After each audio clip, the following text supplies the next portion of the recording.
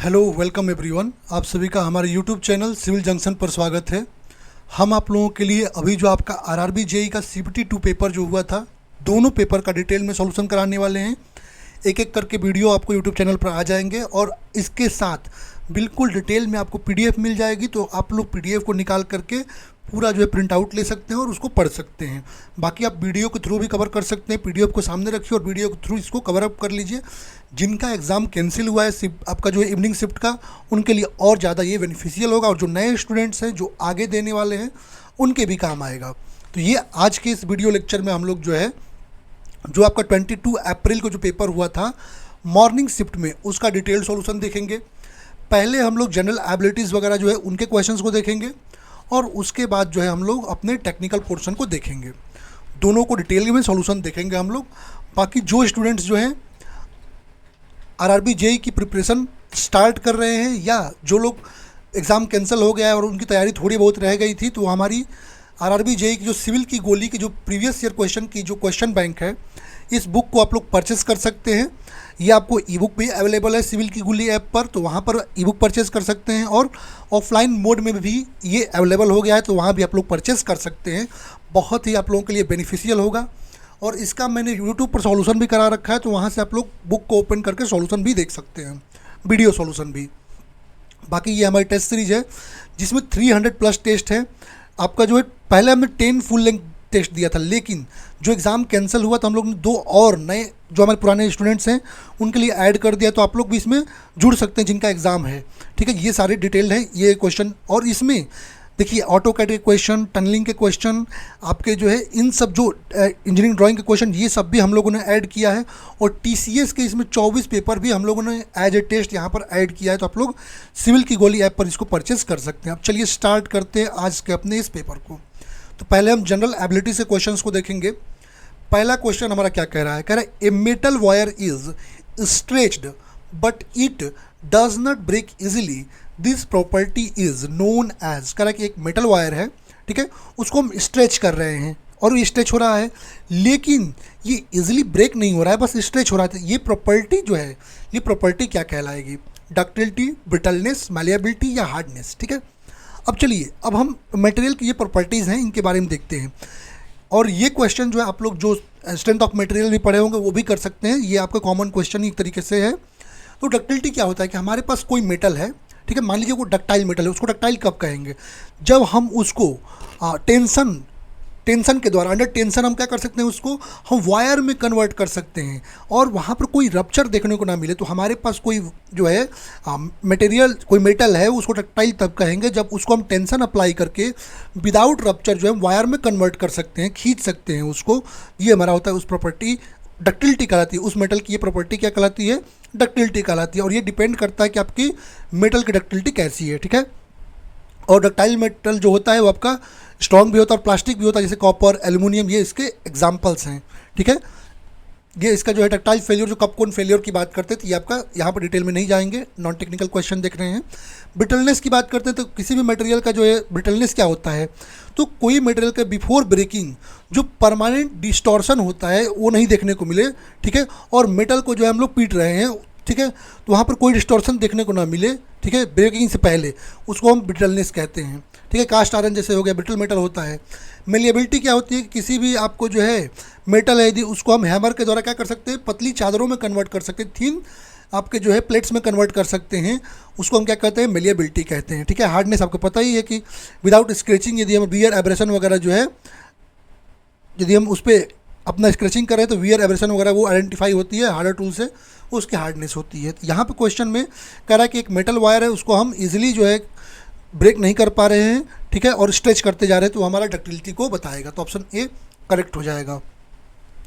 Next question कह रहा है आपका the main reason for which we are dependent on air is our. कह रहा है कि अपने एयर में जो है मेन सोर्स क्या है जिस पर हम डिपेंडेंट है। ठीक है, मेन रीजन क्या है जिसके कारण हम एयर पर डिपेंडेंट हैं। अब यदि हम बात करते हैं मेनली हम एयर पे किस लिए डिपेंडेंट हैं, क्योंकि हमको ऑक्सीजन चाहिए, हम ऑक्सीजन कंटेन करते हैं, ठीक है, जो कि रेस्पिरेशन के लिए ज़रूरी है।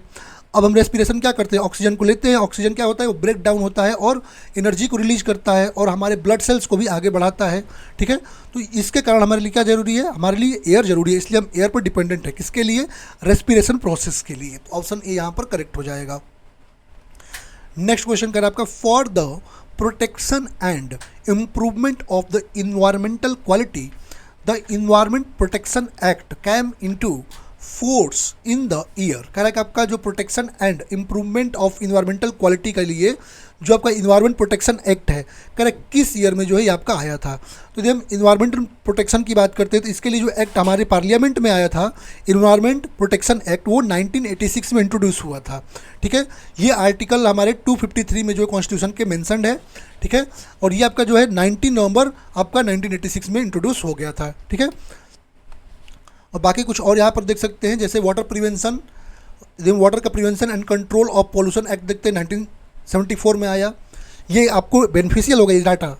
द एयर आपका जो है prevention and control pollution act की बात करते हैं 1981, इन्वायरमेंट प्रोटेक्शन एक्ट की बात करते हैं 1986, नेशनल ग्रीन ट्राइब्यूनल एक्ट की बात करते हैं 2010, water prevention and control of pollution cess act की बात करते हैं तो आपका 1977, इंडियन फॉरेस्ट एक्ट की बात करते हैं 1927, वाइल्ड लाइफ कंजर्वेशन एक्ट की बात करते हैं 1972, फॉरेस्ट कंजर्वेशन एक्ट की बात करते हैं 1980, noise pollution regulation and control rules की बात करते हैं 2000, बायोलॉजिकल डाइवर्सिटी एक्ट की बात करते हैं 2002, नेशनल इन्वायरमेंटल ट्राइब्यूनल एक्ट की बात करते हैं 1995, the national environment appellate authority act की बात करते हैं 1997, the public liability insurance act की बात करते हैं 1991। तो ये सारे एक्ट भी आपको याद होने चाहिए, आपके एग्जाम में काम आएंगे। यहाँ पर जो है यदि हम इन्वायरमेंट प्रोटेक्शन एक्ट की बात करते हैं कब आया था, 1986, तो ऑप्शन नंबर सी करेक्ट हो जाएगा। नेक्स्ट हमारा क्वेश्चन कह रहा था, president has power to dissolve which house of parliament. कह रहे आपका जो प्रेसिडेंट हैं उनके पास किस पार्लियामेंट के हाउस को डिसॉल्व करने का पावर है, ठीक है। तो जब प्रेसिडेंट अपनी बात करते हैं तो प्रेसिडेंट के पास ये अथॉरिटी होती है कि वो लोकसभा को किसी भी टाइम पर, ठीक है, 5 ईयर कंप्लीशन से पहले डिसॉल्व कर सकता है और इसको कोर्ट ऑफ लॉ में चैलेंजेबल नहीं है। ये आपका कोर्ट ऑफ लॉ में चैलेंजेबल नहीं है। हमारे पास जो है पार्लियामेंट के 2 हाउसेस है, लोकसभा है, राज्यसभा है, ठीक है। लोकसभा आपका लोअर हाउस है पार्लियामेंट का, ठीक है, यह हाउस ऑफ पीपल कहलाता है, और राज्यसभा परमानेंट हाउस है, ठीक है। इसको डिसॉल्व नहीं किया जा सकता, ये भी याद रखेंगे, इसको हम डिसॉल्व नहीं कर सकते हैं, ठीक है। यहाँ पर सही ऑप्शन क्या हो जाएगा यहाँ पर, तो लोकसभा ओनली। चलते नेक्स्ट क्वेश्चन पे, कह रहा है in which of the following sorry in which of the following events did Deepthi Jeevanji set a world record at the 2004 world para athletics championship. कह रहा है कि यहाँ पर किस इवेंट में दीप्ति जीवन जी ने जो है वर्ल्ड रिकॉर्ड अपना बनाया है 2024 के पैरा एथलेटिक्स में, वर्ल्ड पैरा एथलेटिक्स चैंपियनशिप में। यदि हम दीप्ति जीवन जी की बात करते हैं तो उन्होंने 400 मीटर T20 इवेंट में 2024 में पैरा एथलेटिक्स चैंपियनशिप जो कि आपका जापान के कोबे में हुआ था, उन्होंने वर्ल्ड रिकॉर्ड बनाया है। तो सही ऑप्शन क्या हो जाएगा, ऑप्शन नंबर ए। ये करंट टाइप का क्वेश्चन आपका आ गया, हमने करंट अफेयर भी आपको प्रोवाइड कराया था। नेक्स्ट क्वेश्चन करा है इन जनवरी, ये क्वेश्चन था मेरे करंट अफेयर क्वेश्चंस में, आप लोग देख सकते हैं। करा in January 2025 India launched NVS-02 satellite to strengthen which of the following navigation system. कह रहा है कि जनवरी 2025 में जो है इंडिया ने NVS-2 सैटेलाइट जो है आपका जो है किस नेविगेशन सिस्टम जो है उसमें आपका इंस्टॉल किया है, लॉन्च किया है। यदि हम बात करते हैं 2025 में इंडिया सक्सेसफुली NVS-2 सैटेलाइट जो है वो आपका GSLV F-15 रॉकेट के द्वारा सतीश धवन सेंटर श्रीहरिकोटा से आपका जो है सक्सेसफुली लॉन्च किया है, ठीक है। और ये आपका जो है 100 launch Indian space research organisation के द्वारा जो है आपका मिशन है, ठीक है। यहाँ सही ऑप्शन क्या हो जाएगा, नेविगेशन इंडियन कॉन्स्टलेशन। ये आपका क्या है, ये एक प्रकार का आपका NVIC सिस्टम आपका है, ठीक है। तो ऑप्शन नंबर डी करेक्ट हो जाएगा। नेक्स्ट क्वेश्चन कर रहा है which function key is use to move text और ग्राफिक्स इन डॉक्यूमेंट। कह रहा है डॉक्यूमेंट में टेक्स्ट या ग्राफिक्स को मूव करने के लिए हम किस फंक्शन की का यूज करते हैं, ठीक है। तो यदि हम बात करते हैं अपने डॉक्यूमेंट्स में, यदि हम बात करते हैं तो यदि टेक्स्ट को मूव करना है या ग्राफिक को मूव करना है तो उसके लिए F2 का यूज करते हैं, ठीक है, F2 का यूज करते हैं, ठीक है। F1 की यदि हम बात करते हैं तो ये आपका हेल्प मेनू जो है मोस्ट एप्लीकेशंस के लिए ओपन करता है। F12 की बात करते हैं ये आपका सेव डायलॉग के लिए होता है MS वर्ड में, और F5 जो है आपका रिफ्रेश करता है करंट पेज को। यहाँ पे F2 आपका करेक्ट ऑप्शन हो जाएगा। नेक्स्ट क्वेश्चन करें, which of the following bridges is constructed over Brahmaputra river in India. करें इनमें से कौन सा ब्रिज जो है आपके इंडिया के ब्रह्मपुत्रा रिवर पर जो है आपका कंस्ट्रक्टेड है। तो यदि हम बात करते हैं तो धौला सादिया ब्रिज, जिसको हम भूपेंद्र हजारिका सेतु भी कहते हैं, ये आपके ब्रह्मपुत्रा रिवर पर नॉर्दर्न स्टेट जो है आपका कौन, आसाम में जो है आपका बना हुआ है, ठीक है। और ये आपका जो है असम को अरुणाचल प्रदेश से कनेक्ट करता है। सही ऑप्शन ए हो जाएगा, ठीक है। बाकी भी आप देख सकते हैं, महात्मा गांधी सेतु की बात करते हैं, ये आपके बिहार में गंगा रिवर पर बना है, पटना और हाजीपुर के बीच। हावड़ा ब्रिज की यदि हम बात करते हैं तो ये आपका हुगली रिवर पर बना है, ठीक है, वेस्ट बंगाल में है, जो गंगा के डिस्ट्रीब्यूटरीज हैं उन पे। और पंबन ब्रिज की यदि हम बात करते हैं तो ये आपका पॉल्क स्ट्रेट में जो है आपका जो है वहाँ पर बना है, रामेश्वरम आइसलैंड से आपका तमिलनाडु के मेनलैंड को कनेक्ट करता है, ठीक है। और ये एक प्रकार का क्या आपका वर्टिकल सस्पेंशन ब्रिज है। चलते नेक्स्ट क्वेश्चन पे, due to global warming the temperature of earth has increase by. Global warming के द्वारा जो है अर्थ टेम्परेचर जो है कितना इंक्रीज हुआ है। अब इस क्वेश्चन में दिक्कत है। इस क्वेश्चन में दिक्कत क्या है कि आप इस क्वेश्चन में कंफर्म नहीं किया है कि ये आपका डेकेडल पूछ रहा है या आपका सेंचुरी के बारे में पूछ रखा है। यदि हम डेकेडल ग्रोथ की बात करते हैं, ठीक है, यदि हम राइज की बात देखिए, सेंचुरी की यदि हम बात करते हैं, सेंचुरी पर सेंचुरी जो राइज है 0.6 डिग्री है, इंक्रीज हो रहा है। बट जब हम डिकेडल ग्रोथ की बात करते हैं, पिछले 3 डिकेड्स की बात करते हैं तो 0.8, ठीक है, सॉरी 0.6 आपका पास्ट 3 डिकेड में है और 0.8 आपका सेंचुरी में है। तो यहाँ पर दोनों ऑप्शन देखने को यहाँ पर मिल रहा है, ठीक है। तो यहाँ पर दोनों ऑप्शन है, तो ये आपका ए और बी दोनों करेक्ट होगा, ये ऑब्जेक्शनेबल है। नेक्स्ट क्वेश्चन करें, car moving at constant speed of 123 kilometre per hour along a straight road is an example of। कह रहा है कि एक कार जो है constant speed 123 kilometre per hour से जो है एक स्ट्रेट रोड पर जो है मूव कर रही है, तो ये किसका एग्जांपल है। यहाँ पर आप देख सकते हैं, जबकि यहाँ पर जो कांस्टेंट स्पीड है और स्ट्रेट रोड है, इसका मतलब यहाँ पर यूनिफॉर्म मोशन आपको देखने को मिलेगा, ठीक है। ये क्या होगा, यूनिफॉर्म मोशन होगा, ऑप्शन ए करेक्ट हो जाएगा।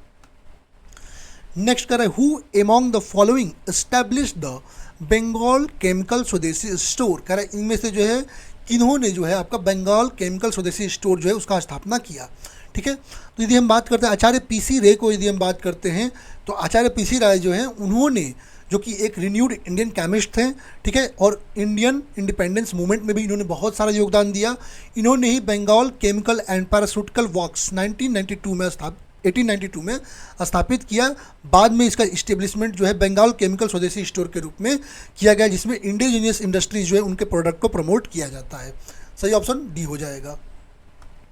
नेक्स्ट करें, which of the following will increase the heat produced by heating elements. कह रहा है कि इनमें से जो है कौन जो है आपका जो हीटिंग एलिमेंट्स है उनको हीट प्रोड्यूस को इंक्रीज कर देगा, ठीक है। अब यदि हम बात करते हैं तो जो हीट प्रोड्यूस होता है हीटिंग एलिमेंट्स के द्वारा, वो डायरेक्टली रिलेट करता है किससे, करंट फ्लो जो उसमें हो रही है।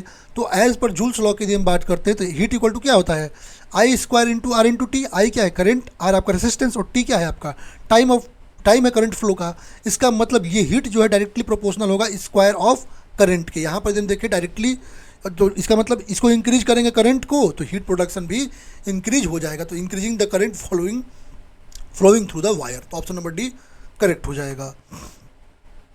करें, who among the following development the notation system of Hindustani classical music. करें इनमें से किसने डेवलप किया आपका हिंदुस्तानी क्लासिकल म्यूजिक का आपका जो है नोटेशन जो है, ठीक है। तो पंडित विष्णु नारायण भटखंडे जी यदि हम बात करते हैं, उन्होंने जो है आपका जो नोटेशन सिस्टम है इंडियन म्यूजिक का, उन्होंने उसको जो है अपना डेवलप किया, ठीक है। तो इन्होंने किया, तो ऑप्शन नंबर आपका जो है बी करेक्ट हो जाएगा। नेक्स्ट क्वेश्चन करें, which of the following option is not A green house gas. करें इनमें से कौन सा ऑप्शन एक ग्रीन हाउस गैस नहीं है।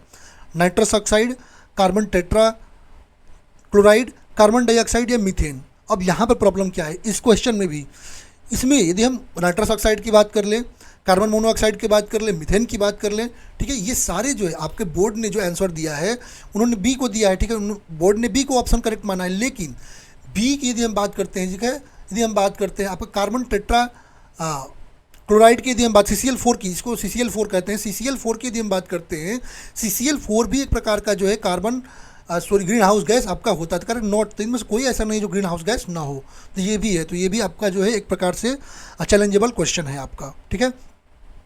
नेक्स्ट क्वेश्चन करें, what is the primary function of a computer firewall. करें कंप्यूटर फायरवॉल जो है उसका प्राइमरी फंक्शन क्या है। तो यदि हम फायरवॉल की बात करते हैं कंप्यूटर में, तो फायरवॉल क्या करता है, ये एक प्रकार का सिक्योरिटी डिवाइस है जो कि मॉनिटर में जो इनकमिंग या आउटगोइंग नेटवर्क ट्रैफिक्स हैं उनमें जो सिक्योरिटी को थ्रेट करने वाले डाटा पैकेट्स है उनको ब्लॉक करने का काम करता है। तो ये क्या करता है, जो अनऑथराइज्ड एक्सेस है प्राइवेट नेटवर्क का उनको प्रिवेंट करता है। ठीक है, सही ऑप्शन क्या हो जाएगा, ऑप्शन नंबर बी।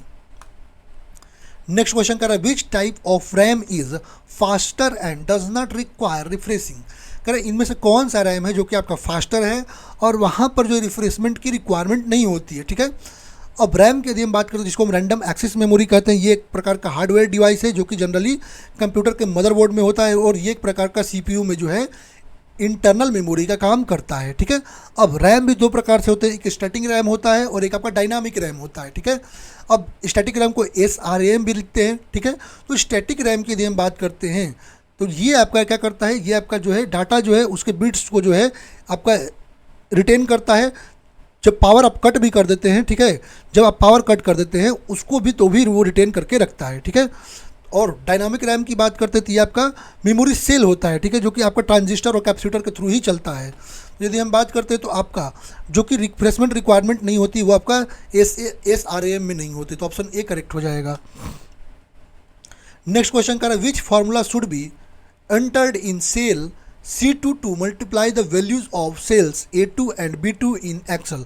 कह रहा है कि आपका कौन सा फार्मूला जो है हम एंटर करेंगे सेल 2 के लिए यदि हमको A2 और B2 एक्सेल में जो है उनको जो है मल्टीप्लाई करना है। तो यदि हमको एक्सेल में मल्टीप्लाई करना है वैल्यूज़ को A2 और B2 को, तो सिंपली हम एस्टर रिस्क सिंबल जो है जिसको स्टार कहते हैं ये आपका जो है रिप्रेजेंट करता है मल्टीप्लिकेशन को, इसको यूज करके हम लोग इस प्रकार से मल्टीप्लिकेशन कर सकते हैं। तो ऑप्शन ए करेक्ट हो जाएगा। नेक्स्ट क्वेश्चन कर रहा है, which country propose the idea of holding A United Nations conference on human interaction with the environment इन 1968। कह रहा है किस देश ने जो है यूनाइटेड नेशन कॉन्फ्रेंस में ह्यूमन आपका जो है इंटरेक्शन किया आपका इन्वायरमेंट 1968 के लिए। ठीक है, तो यदि हम बात करते हैं तो स्वीडन ने सबसे पहले जो है यूनाइटेड नेशन का जो कॉन्फ्रेंस है ह्यूमन इन्वायरमेंट 1968 प्रपोज किया था। ठीक है, उन्होंने पहला जो ह्यूमन इन्वायरमेंट के लिए स्टॉकहोम स्वीडन में 1972 में जो है कॉन्फ्रेंस स्टार्ट किया था। ठीक है, जिसके द्वारा हम अपने पॉल्यूशन कंट्रोल के लिए डिफरेंट जो है अपने योजना बना सकें। किसने किया था, स्वीडन ने किया। तो ऑप्शन नंबर बी करेक्ट हो जाएगा। नेक्स्ट कर रहा है, what happens to the pH of pure water when a few drops of lemon juice are added. कह रहा है कि यदि आप few drop of lemon juice जो है यदि आप ऐड कर देते हैं वाटर में तो पीएच के पे क्या इफेक्ट पड़ेगा। अब लेमन जूस की बात करते हैं, लेमन जूस क्या है, एसिडिक है नेचर में। ठीक है, क्योंकि उसमें साइट्रिक एसिड होता है। तो यदि इसका हम फ्यू ड्रॉप जो है लेमन जूस का अपने प्योर वाटर में ऐड कर देते हैं तो एसिडिटी इंक्रीज हो जाएगी। ठीक है, इसका मतलब आपका पीएच ऑफ वाटर क्या हो जाएगा, डिक्रीज हो जाएगा। ठीक है, यहाँ सही ऑप्शन क्या हो जाएगा, पीएच ऑफ वाटर डिक्रीज हो जाएगा। तो ऑप्शन ए करेक्ट हो जाएगा।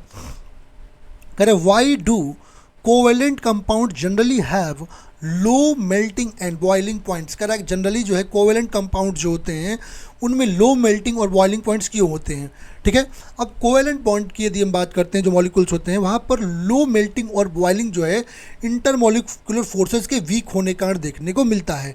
ठीक है, क्योंकि वहाँ पर इंटरमॉलिक्यूलर फोर्सेज वीक होते हैं, इसका मतलब वहाँ पर जो है अब ब्रेक करने के लिए बहुत ही जो है मिनिमम एनर्जी की रिक्वायरमेंट होती है। ठीक है, तो इसका मतलब यहाँ पर सही ऑप्शन क्या हो जाएगा, option number C, they have weak intermolecular forces. कह रहे a concave lens has focal length -2 centimetre, what is power. Okay, तो आप लोग जानते हैं पावर इक्वल टू क्या होता है, 1/f होता है, 1/f होता है। ठीक है, f इक्वल टू कितना दे रखा है, -2 दे रखा है ना, f इक्वल टू दे रखा है -2 सेंटीमीटर, मीन्स इसको क्या कर सकते हैं, इक्वल टू 0.02 मीटर हो जाएगा। ठीक है, तो इसको सॉल्व कर लीजिए यहाँ पर, तो कितना हो जाएगा माइनस में तो ये कितना हो जाएगा आपका 1/-0.02 सॉल्व करेंगे तो ये आपका आएगा -50 डायोप्टर। ठीक है, तो ऑप्शन आपका ए करेक्ट हो जाएगा। नेक्स्ट क्वेश्चन चलते हैं।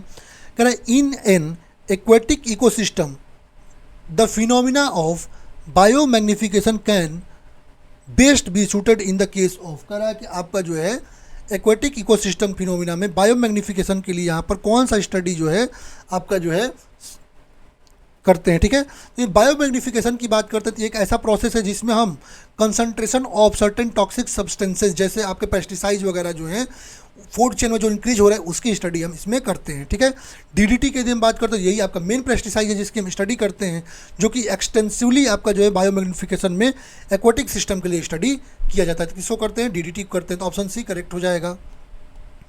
नेक्स्ट करा है which operating system is known for its open source nature and community driven development for desktop and laptop. कह रहे कौन सा ऑपरेटिंग सिस्टम है जो कि ओपन सोर्स नेचर है, community driven development for desktop and laptop के लिए। तो यदि हम लाइनक्स की बात करते हैं तो लाइनक्स क्या है? एक प्रकार का ओपन सोर्स आपका ऑपरेटिंग सिस्टम होता है। ये आपको जो है अवेलेबल होता है किसी के अल्टर या डिस्ट्रीब्यूशन के लिए, ठीक है। और लाइनक्स की जब हम बात करते हैं, ये सर्वर जो है आपका लैपटॉप्स वगैरह में जो है, डेस्कटॉप वगैरह में जो है यूज़ किया जाता है और ये आपका फ्लेक्सिबल भी होता है। बाकी मैक ओएस की बात करते हैं, माइक्रोसॉफ्ट विंडो की बात करते हैं, ये आपके ओपन सोर्स नहीं होते हैं। तो ऑप्शन सी लाइनक्स करेक्ट हो जाएगा।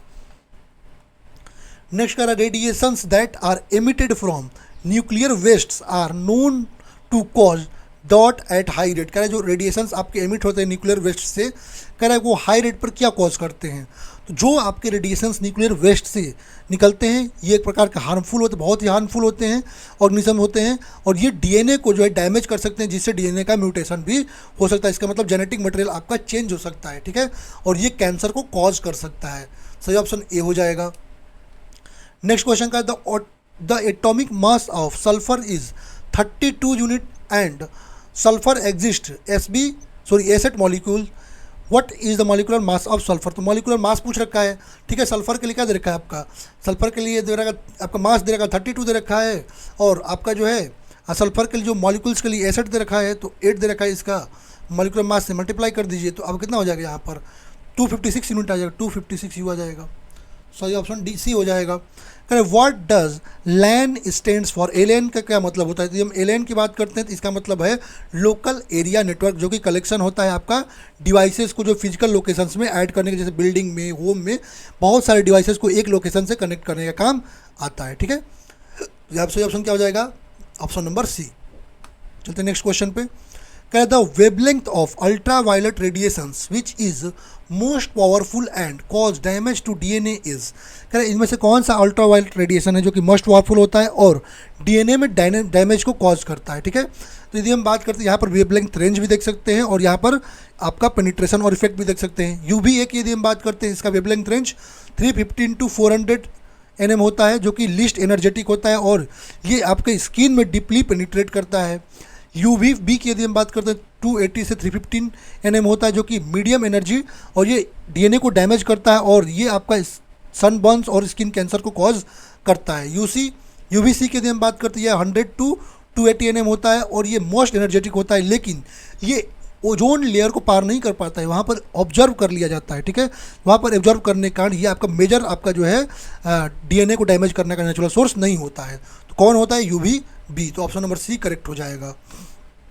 नेक्स्ट क्वेश्चन कर रहा है which German optical technology firm inaugurated its first global capability centre in Bengaluru in November 2024 with plans to double it workforce within 3 years। कह रहा है कौन सा जर्मन ऑप्टिकल टेक्नोलॉजी फर्म है जो कि ग्लोबल कैपेसिटी सेंटर जो है बेंगलुरु में जो है नवंबर 2024 में ओपन किया गया, ठीक है, जिसका प्लान जो है आपका वर्कफोर्स को 3 साल में जो है, ठीक है, डबल करना है। तो यदि हम बात करें नवंबर 2024 में कार्ल जेइस एजी एक जर्मन ऑप्टिकल टेक्नोलॉजी फर्म है जो कि आपका इनोग्रेशन हुआ आपका, जो कि एक फर्स्ट ग्लोबल कैपेबिलिटी सेंटर है बेंगलुरु इंडिया में, ठीक है। यहाँ पर जो है क्लाउड कंप्यूटिंग वगैरह जो है, साइबर सिक्योरिटी, नेटवर्क ऑपरेशन वगैरह जो है उसको मोनेटाइज किया जाएगा, ठीक है। सही ऑप्शन क्या हो जाएगा यहाँ पर? Option number C. कह the kinetic energy of an object is derived using which of the following equation of motion. Kinetic energy की यदि हम बात करते हैं तो इसको हम किससे डिराइव करते हैं? तो काइनेटिक एनर्जी को डिराइव करने के लिए हम वर्क एनर्जी प्रिंसिपल का यूज करते हैं, ठीक है। वर्क डन इक्वल टू क्या होता है? चेंज इन काइनेटिक एनर्जी, ठीक है। और वर्क की बात करते हैं क्या होता है? फोर्स इनटू डिस्प्लेसमेंट होता है। न्यूटन सेकंड लॉ क्या होता है? F इक्वल टू ma होता है, तो इसका मतलब W equal to ma into S हो जाएगा, ठीक है। जहाँ पर यदि हम इक्वेशन की बात करते हैं तो हम भी यहाँ पर जो है अपना इक्वेशन जो यूज करेंगे ए के लिए v square minus you square into S को यूज करेंगे, ठीक है। सही ऑप्शन क्या हो जाएगा? ऑप्शन नंबर सी हो जाएगा और इससे आपको फॉर्मूला निकल कर आ जाएगा। डेरिवेशन मैं नहीं कर रहा हूँ, आपको बता दिया हूँ, ठीक है। नेक्स्ट क्वेश्चन कर रहा है who among the following Indian female cricketer one the best international cricketer award at the BCCI Naman award 2025 कह रहा है कि बीसीसीआई का जो नमन अवार्ड 2025 है उसमें कह रहा है कि बेस्ट फीमेल जो है क्रिकेटर का अवार्ड जो है किस इंटरनेशनल क्रिकेटर को मिला है। ठीक है, तो यदि हम बात करते हैं बीसीसीआई नमन अवार्ड 2025 जो कि आपका 1 फरवरी 2025 को मुंबई में हुआ था, जिसमें स्मृति मंदाना को इससे ऑनर्ड किया गया है। ठीक है, वुमेन में। ठीक है, तो यहाँ सही ऑप्शन क्या हो जाएगा आपका Smriti Mandhana, option number C correct हो जाएगा। नेक्स्ट कर रहा है an alloy is considered a homogeneous mixture because, कह रहा है एक एलॉय को जो है होमोजीनियस मिक्सचर जो है हम क्यों मानते हैं। तो एक्चुअली जो होमोजीनियस ब्लेंड होता है दो या दो से अधिक मेटल्स जो होती हैं, ठीक है, उनके द्वारा बनता है। एलॉय की यदि हम बात करते हैं ये भी आपका मिक्सिंग होता है यहाँ पर मेटल का, ठीक है, मोल्टन स्टेट में, और उसके बाद सोलिडिफाई करते हैं, तो इसी कारण जो है इसको हम मानते हैं। ठीक है, जहाँ पर यूनिफॉर्म कंपोजिशन देखने को मिलता है, तो ऑप्शन नंबर सी करेक्ट हो जाएगा।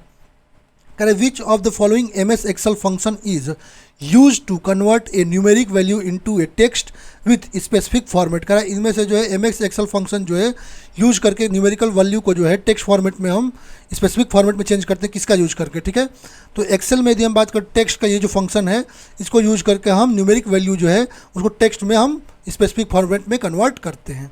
तो आपका ऑप्शन नंबर डी करेक्ट हो जाएगा। A ball of mass 50 gram is moving with a velocity of 15 metre per second, what is its kinetic energy. कह रहा है आपका एक बॉल है, ठीक है, जिसका मास 50 ग्राम्स है, ठीक है, वो आपका मूव कर रहा है 15 मीटर पर सेकंड के वेलोसिटी से। काइनेटिक एनर्जी पूछ रखा है, तो काइनेटिक एनर्जी के इक्वल टू क्या होता है, half into mass into velocity का square, half into 0.05 into 15 metre square, इसका स्क्वायर करेंगे तो क्या आ जाएगा आपका, ये आ जाएगा 5.625 जूल आएगा। तो ऑप्शन ए करेक्ट हो जाएगा। कह रहे what is the primary function of A firewall tool in computer network. कह रहे कंप्यूटर नेटवर्क में फायरवॉल टूल का प्राइमरी फंक्शन क्या है। तो यदि हम फायरवॉल की यदि हम बात करते हैं तो ये आपका कंप्यूटर नेटवर्क में जो है आपका जो मॉनिटर होता है उसमें इनकमिंग या आउटगोइंग जो आपका जो ट्रैफिक होता है उसको कंट्रोल करता है और साइबर अटैक से प्रोटेक्ट करता है। तो ऑप्शन ए करेक्ट हो जाएगा। नेक्स्ट क्वेश्चन कर रहा है which of the following was not an artisan guild during the Mauryan period. का इनमें से कौन सा जो है आपका आर्टिसियन गिल्ड जो है नहीं था मौर्यन पीरियड में। ठीक है, तो ड्यूरिंग मौर्यन पीरियड आपका BCE 322 टू 185 जो है आर्टिसियन गिल्ड्स, ठीक है, इसमें जो है जो कि प्रोमिनेंट इकोनॉमिक इंस्टीट्यूशन थे जिसमें क्राफ्टमैन, ट्रेडर्स, ये सब एक ग्रुप के रूप में काम करते थे। कारपेंटर्स हो गए, बैंक एंड मर्चेंट्स हो गए, बट यहाँ पर कई एस्ट्रोलॉजर्स का इसमें पार्ट नहीं दे रखा है। तो ऑप्शन ए करेक्ट हो जाएगा। नेक्स्ट का the people of that were famously involve in execution of the Chipko movement. Correct जो है चिपको मूवमेंट के एग्जीक्यूशन में पीपल जो है कहाँ के इन्वॉल्व थे। चिपको मूवमेंट की यदि हम बात करते हैं एक नॉन वायलेंट इन्वायरमेंटल मूवमेंट है जो कि गढ़वाल में हिमालयाज में 1970 में आपका जो ऑर्गेनाइज किया गया था। यहाँ पर जो इस रीजन के लोग थे उन्होंने जैसे वुमेन, प्राइमरली वुमेन जो है वो ट्रीज़ को जो है चिपक गए थे ट्रीज से, उनको काटने से कॉन्ट्रैक्टर्स को रोका था। ठीक है, तो ऑप्शन नंबर यहाँ पर बी करेक्ट हो जाएगा। Correct which of the following is not toxic to not target organism in the soil. करें इनमें से कौन सा जो है not toxic to not target organism soil में होता है। ऑर्गेनिक फर्टिलाइजर्स की यदि हम बात करते हैं टॉक्सिस भी नहीं होता, ये नेचुरल मटेरियल्स होते हैं जो कंपोस्ट, मैन्योर प्लांट्स वगैरह के द्वारा बनते हैं। ठीक है, तो ये आपको टॉक्सिक नहीं होते हैं, ऑर्गेनिक फर्टिलाइजर्स होते हैं। नेक्स्ट क्वेश्चन कर आपका N object is placed 15 centimetre in front of convex lens, focal length of 25 centimetre, the image distance will be. Image distance पूछ रखा है, आपको पता है, आपको क्या फॉर्मूला क्या पता है आपका लेंस के लिए 1/f = 1/v - 1/u। यहाँ पर 1/25 यहाँ पर रखा है ना, कितना 25 दे रखा है, 25 1/v - 1/u की वैल्यू -15 है। सॉल्व करेंगे तो ये आपका -37.5 सेंटीमीटर आएगा। ठीक है, तो ऑप्शन नंबर बी यहाँ पर करेक्ट हो जाएगा। नेक्स्ट क्वेश्चन करा what happens when you click on the forward button in an email. करें ईमेल में यदि आप फॉरवर्ड बटन पर क्लिक करते हैं तो क्या होता है।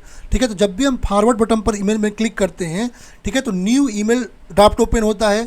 ठीक है, यहाँ पर क्या होगा, न्यू ईमेल ड्राफ्ट जो है आपका ओपन होगा और ओरिजिनल मैसेज जो है वो आपका कॉपी हो जाता है। ठीक है, और फिर उसको सेंड कर सकते हैं। तो ऑप्शन बी करेक्ट हो जाएगा। करें where can one find the option to change a PowerPoint template. करें पावर पॉइंट टेम्पलेट को चेंज करने का जो है ऑप्शन कहाँ पर मिलेगा। ठीक है, तो माइक्रोसॉफ्ट पावर पॉइंट के लिए हम बात करते हैं, जब आप टेम्पलेट को चेंज करना है, जैसे आपको बैकग्राउंड, फॉन्ट, कलर इसको चेंज करना है, तो इसके लिए हम डिज़ाइन, जहाँ पर थीम देखने को मिलता है, देखिए यहाँ पर ये आपको डिज़ाइन में जाइए, यहाँ पर ये सारे थीम आपको देखने को मिलेंगे, यहाँ से आप लोग चेंज कर सकते हैं पावर पॉइंट में। तो ऑप्शन नंबर बी करेक्ट हो जाएगा। नेक्स्ट क्वेश्चन का the power to issue an ordinance when parliament is not in session is given to president under which article. कह रहा है कि यहाँ पर जो है ऑर्डिनेंस जो आपका जो है पार्लियामेंट सेशन नहीं चल रहा है उसके लिए जो प्रेसिडेंट के द्वारा लाया जाता है कौन सा आर्टिकल में आता है। तो आर्टिकल 123 यदि हम बात करते हैं इंडियन कॉन्स्टिट्यूशन का, जो कि प्रेसिडेंट ऑफ इंडिया जो है उनको पावर देता है आपके पार्लियामेंट के सेशन जो हैं, ठीक है, उनको इमीडिएटली जो है नहीं चल रहे हैं तो उनको इमीडिएट एक्शन लाने के लिए, ठीक है। तो सही ऑप्शन क्या हो जाएगा यहाँ पर, ऑप्शन नंबर ए, ठीक है। ऐसा आर्टिकल 356 की यदि हम बात करते हैं तो आपका प्रेसिडेंट रूल स्टेट्स में लाने के लिए बात करता है। आर्टिकल 72 की बात करते हैं तो आपका जो है प्रेसिडेंट के पावर की बात करता है। और आर्टिकल 110 की यदि हम 110 की बात करते हैं ये आपका मनी बिल को डिफाइन करता है, ठीक है। चलते हैं नेक्स्ट क्वेश्चन पे। कह रहा है who is known as leader of green revolution in India. कह रहा है इंडिया में जो है ग्रीन रिवॉल्यूशन के लीडर के रूप में किसे जाना जाता है। तो प्रोफेसर एम स्वामीनाथन जो है जिनको father of green revolution of India के नाम से जाना जाता है, ठीक है। सही ऑप्शन क्या हो जाएगा, option number B. Next question कर रहा है आपका electricity production is categorised under which of the following economic sectors. कह रहा है किन इनमें से किन इकोनॉमिक सेक्टर में जो है इलेक्ट्रिक प्रोडक्शन जो है वो कैटेगराइज किया जाता है। तो यदि हम सेकेंडरी सेक्टर की बात करते हैं, सेकेंडरी सेक्टर में जो है मैन्युफैक्चरिंग इंडस्ट्रियल एक्टिविटीज़ वगैरह जो है रॉ मटेरियल्स जब ट्रांसफॉर्म किया जाता है गुड्स वगैरह में तो वो इसमें आता है। जैसे इलेक्ट्रिसिटी प्रोडक्शन भी आपका सेकेंडरी सेक्टर में आएगा। प्राइमरी सेक्टर में यदि हम बात करते हैं तो नेचुरल रिसोर्सेज का एक्सट्रैक्शन जैसे फार्मिंग, फिशिंग, माइनिंग ये आता है। टर्टियरी में जो है आपका जो है बैंकिंग, एजुकेशन वगैरह आता है। तो यहाँ पर इलेक्ट्रिसिटी प्रोडक्शन जो है आपका सेकेंडरी में आएगा। तो ऑप्शन नंबर डी करेक्ट हो जाएगा।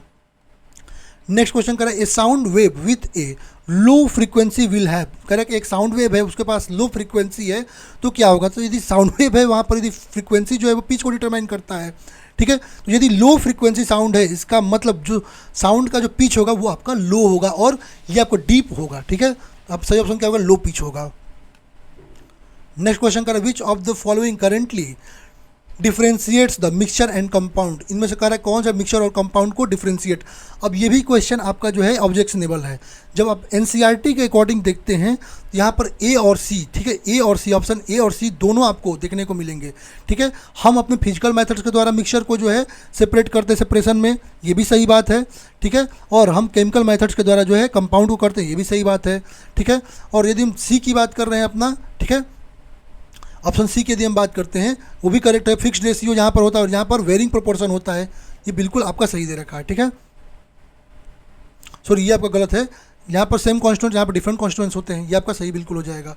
तो ए और सी वाला जो है ऑप्शन दोनों करेक्ट है, तो ये आपका थोड़ा सा ऑब्जेक्शनेबल है। कह रहा है ए solution is prepared by dissolving 40 gram of NaCl in 200 gram of water, what is the mass percentage of NaCl in the solution.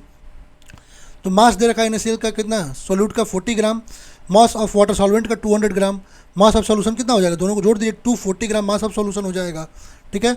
Mass percentage of solute निकाल सकते हैं, mass of solute by mass of solution, 40 by कितना हो जाएगा 240 into 100 यदि करेंगे 16.67% आएगा। तो ऑप्शन बी करेक्ट हो जाएगा।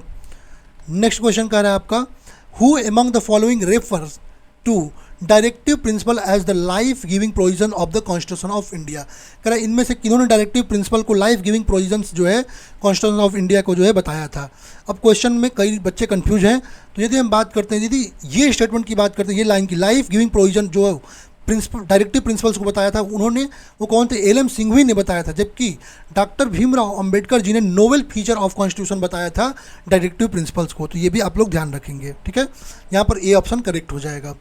नेक्स्ट करें what is the general orientation of Himalayan range in the north western part of India. कह रहा है जो नॉर्थ वेस्टर्न पार्ट है इंडिया का, हिमालय रेंजेस का, वहाँ पर ओरिएंटेशन कैसे है। तो हिमालय रेंजेस का यदि हम रेंजेस की बात करते हैं तो नॉर्थ वेस्ट पार्ट में जो जनरली जो है north west to south west है, किस तरह है, north west to south east, option B correct हो जाएगा।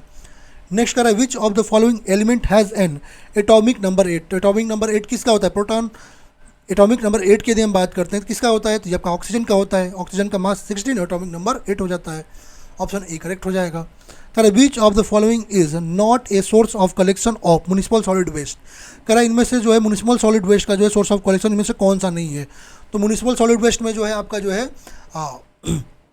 वेस्ट ऑफ होम भी आता है, waste of hospital, waste of school भी आता है, बट रेडियो एक्टिव वेस्ट जो है ये आपका न्यूक्लियर वेस्ट है, ये इसमें नहीं आएगा, ऑप्शन नंबर डी करेक्ट हो जाता है। इस तरह से हमने नॉन टेक के क्वेश्चन देख लिए हैं, ठीक है पूरे। अब हम लोग सिविल इंजीनियरिंग के जो क्वेश्चन हमारे टेक्निकल के आए हैं वो हम लोग देखने वाले हैं। हम लोग जो सब्जेक्ट वाइज भी अपना अब सिविल इंजीनियरिंग के सब्जेक्ट्स की बात करेंगे, तो यहाँ पर हमने जो ये पार्ट है इसको भी सब्जेक्ट वाइज कैटेगराइज कर दिया है, ठीक है। तो अब सब्जेक्ट वाइज इन क्वेश्चंस को देखेंगे जिससे आपको एनालिसिस करने में थोड़ा ईजी हो सके। पहला हमारा क्वेश्चन कह रहा है, आपका BMCT का क्वेश्चन है, कह रहा है efflorescence on plastered surface causes which of the following effects to appear. कह रहा है कि आपका एफ्लोरेसेंस जो आपके प्लास्टर्ड सरफेस पे देखने को मिलता है, कह रहा है वो किस प्रकार का अपीयरेंस इफेक्ट जो है कॉज करता है। अब यदि हम एफ्लोरेसेंस की बात करते हैं, एफ्लोरेसेंस एक प्रकार क्या है, डिफेक्ट है, जो कि एफ्लोरेसेंस का आपका एक प्रकार का डिफेक्ट है जो कि आपके प्लास्टर सरफेस पर देखने को मिलता है। इसमें क्या होता है कि आपके जो सॉल्यूबल सॉल्ट्स जो प्रेजेंस होते हैं, जैसे सल्फेट्स होते हैं सोडियम, कैल्शियम या मैग्नीशियम के, उनके कारण आपके वॉल के सरफेस पर वाइटिस क्रिस्टलाइन जो है सब्सटेंस देखने को मिलता है, ये आपका होता है एफ्लोरेसेंस। तो एफ्लोरेसेंस में यदि हम इफेक्ट ऑफ अपीयरेंस की बात करते हैं तो वहाँ पर वाइटिस क्रिस्टलाइन सब्सटेंस देखने को मिलता है, तो ऑप्शन डी करेक्ट हो जाएगा। नेक्स्ट हमारा क्वेश्चन कह रहा है, the first paint coat on a new surface that fills the pores and facilitates addition of subsequent paint coats to a surface is called. कह रहा है कि आपका जो फर्स्ट पेंट कोट होता है न्यू सरफेस पर, किसके लिए, आपके पोर्स हैं उनको भरने के लिए, और आपको जो सब्सिक्वेंट कोट्स होंगे पेंट के उनके लिए एक एडिशन प्रोवाइड करने के लिए जो हम फर्स्ट पेंट कोट देते हैं वो कौन सा होता है सरफेस पे, ठीक है। अब यदि हम पेंट्स की बात करते हैं तो पेंट्स हम मल्टीपल कोट्स में अपने सरफेस पर अप्लाई करते हैं। अब डिफरेंट कोट्स जो हैं उनके डिफरेंट फंक्शन होते हैं। जैसे हम प्राइमर की बात करते हैं, ठीक है, ये आपका फर्स्ट कोट, प्राइमर की यदि हम बात करते हैं, ये आपका फर्स्ट कोट होता है आपका पेंट पे, ठीक है। ये डायरेक्टली अप्लाई किया जाता है आपके सरफेस पे। इसका काम क्या होता है, तो इसका पर्पज़ होता है आपके सरफेस को वेट करना और गुड एडेशन और प्रोवाइड करना, और आपके सरफेस पर जो है मतलब कोटिंग के लिए गुड एडिशन प्रोवाइड करना, और जितने पोर्स वगैरह होते हैं उनको फिल करने का काम कौन करता है, प्राइमर कोट करता है। कौन, प्राइमिंग कोट करता है, ठीक है। इसको कई जगह प्राइमर, कई जगह प्राइमिंग कोट लिखते हैं। दूसरा हमारा होता है इंटरमीडिएट कोट्स। अब इंटरमीडिएट कोट की बात करते हैं तो ये क्या होता है, ये आपके सरफेस पर एक डिजायरेबल थिकनेस जो है प्रोवाइड करता है, ठीक है।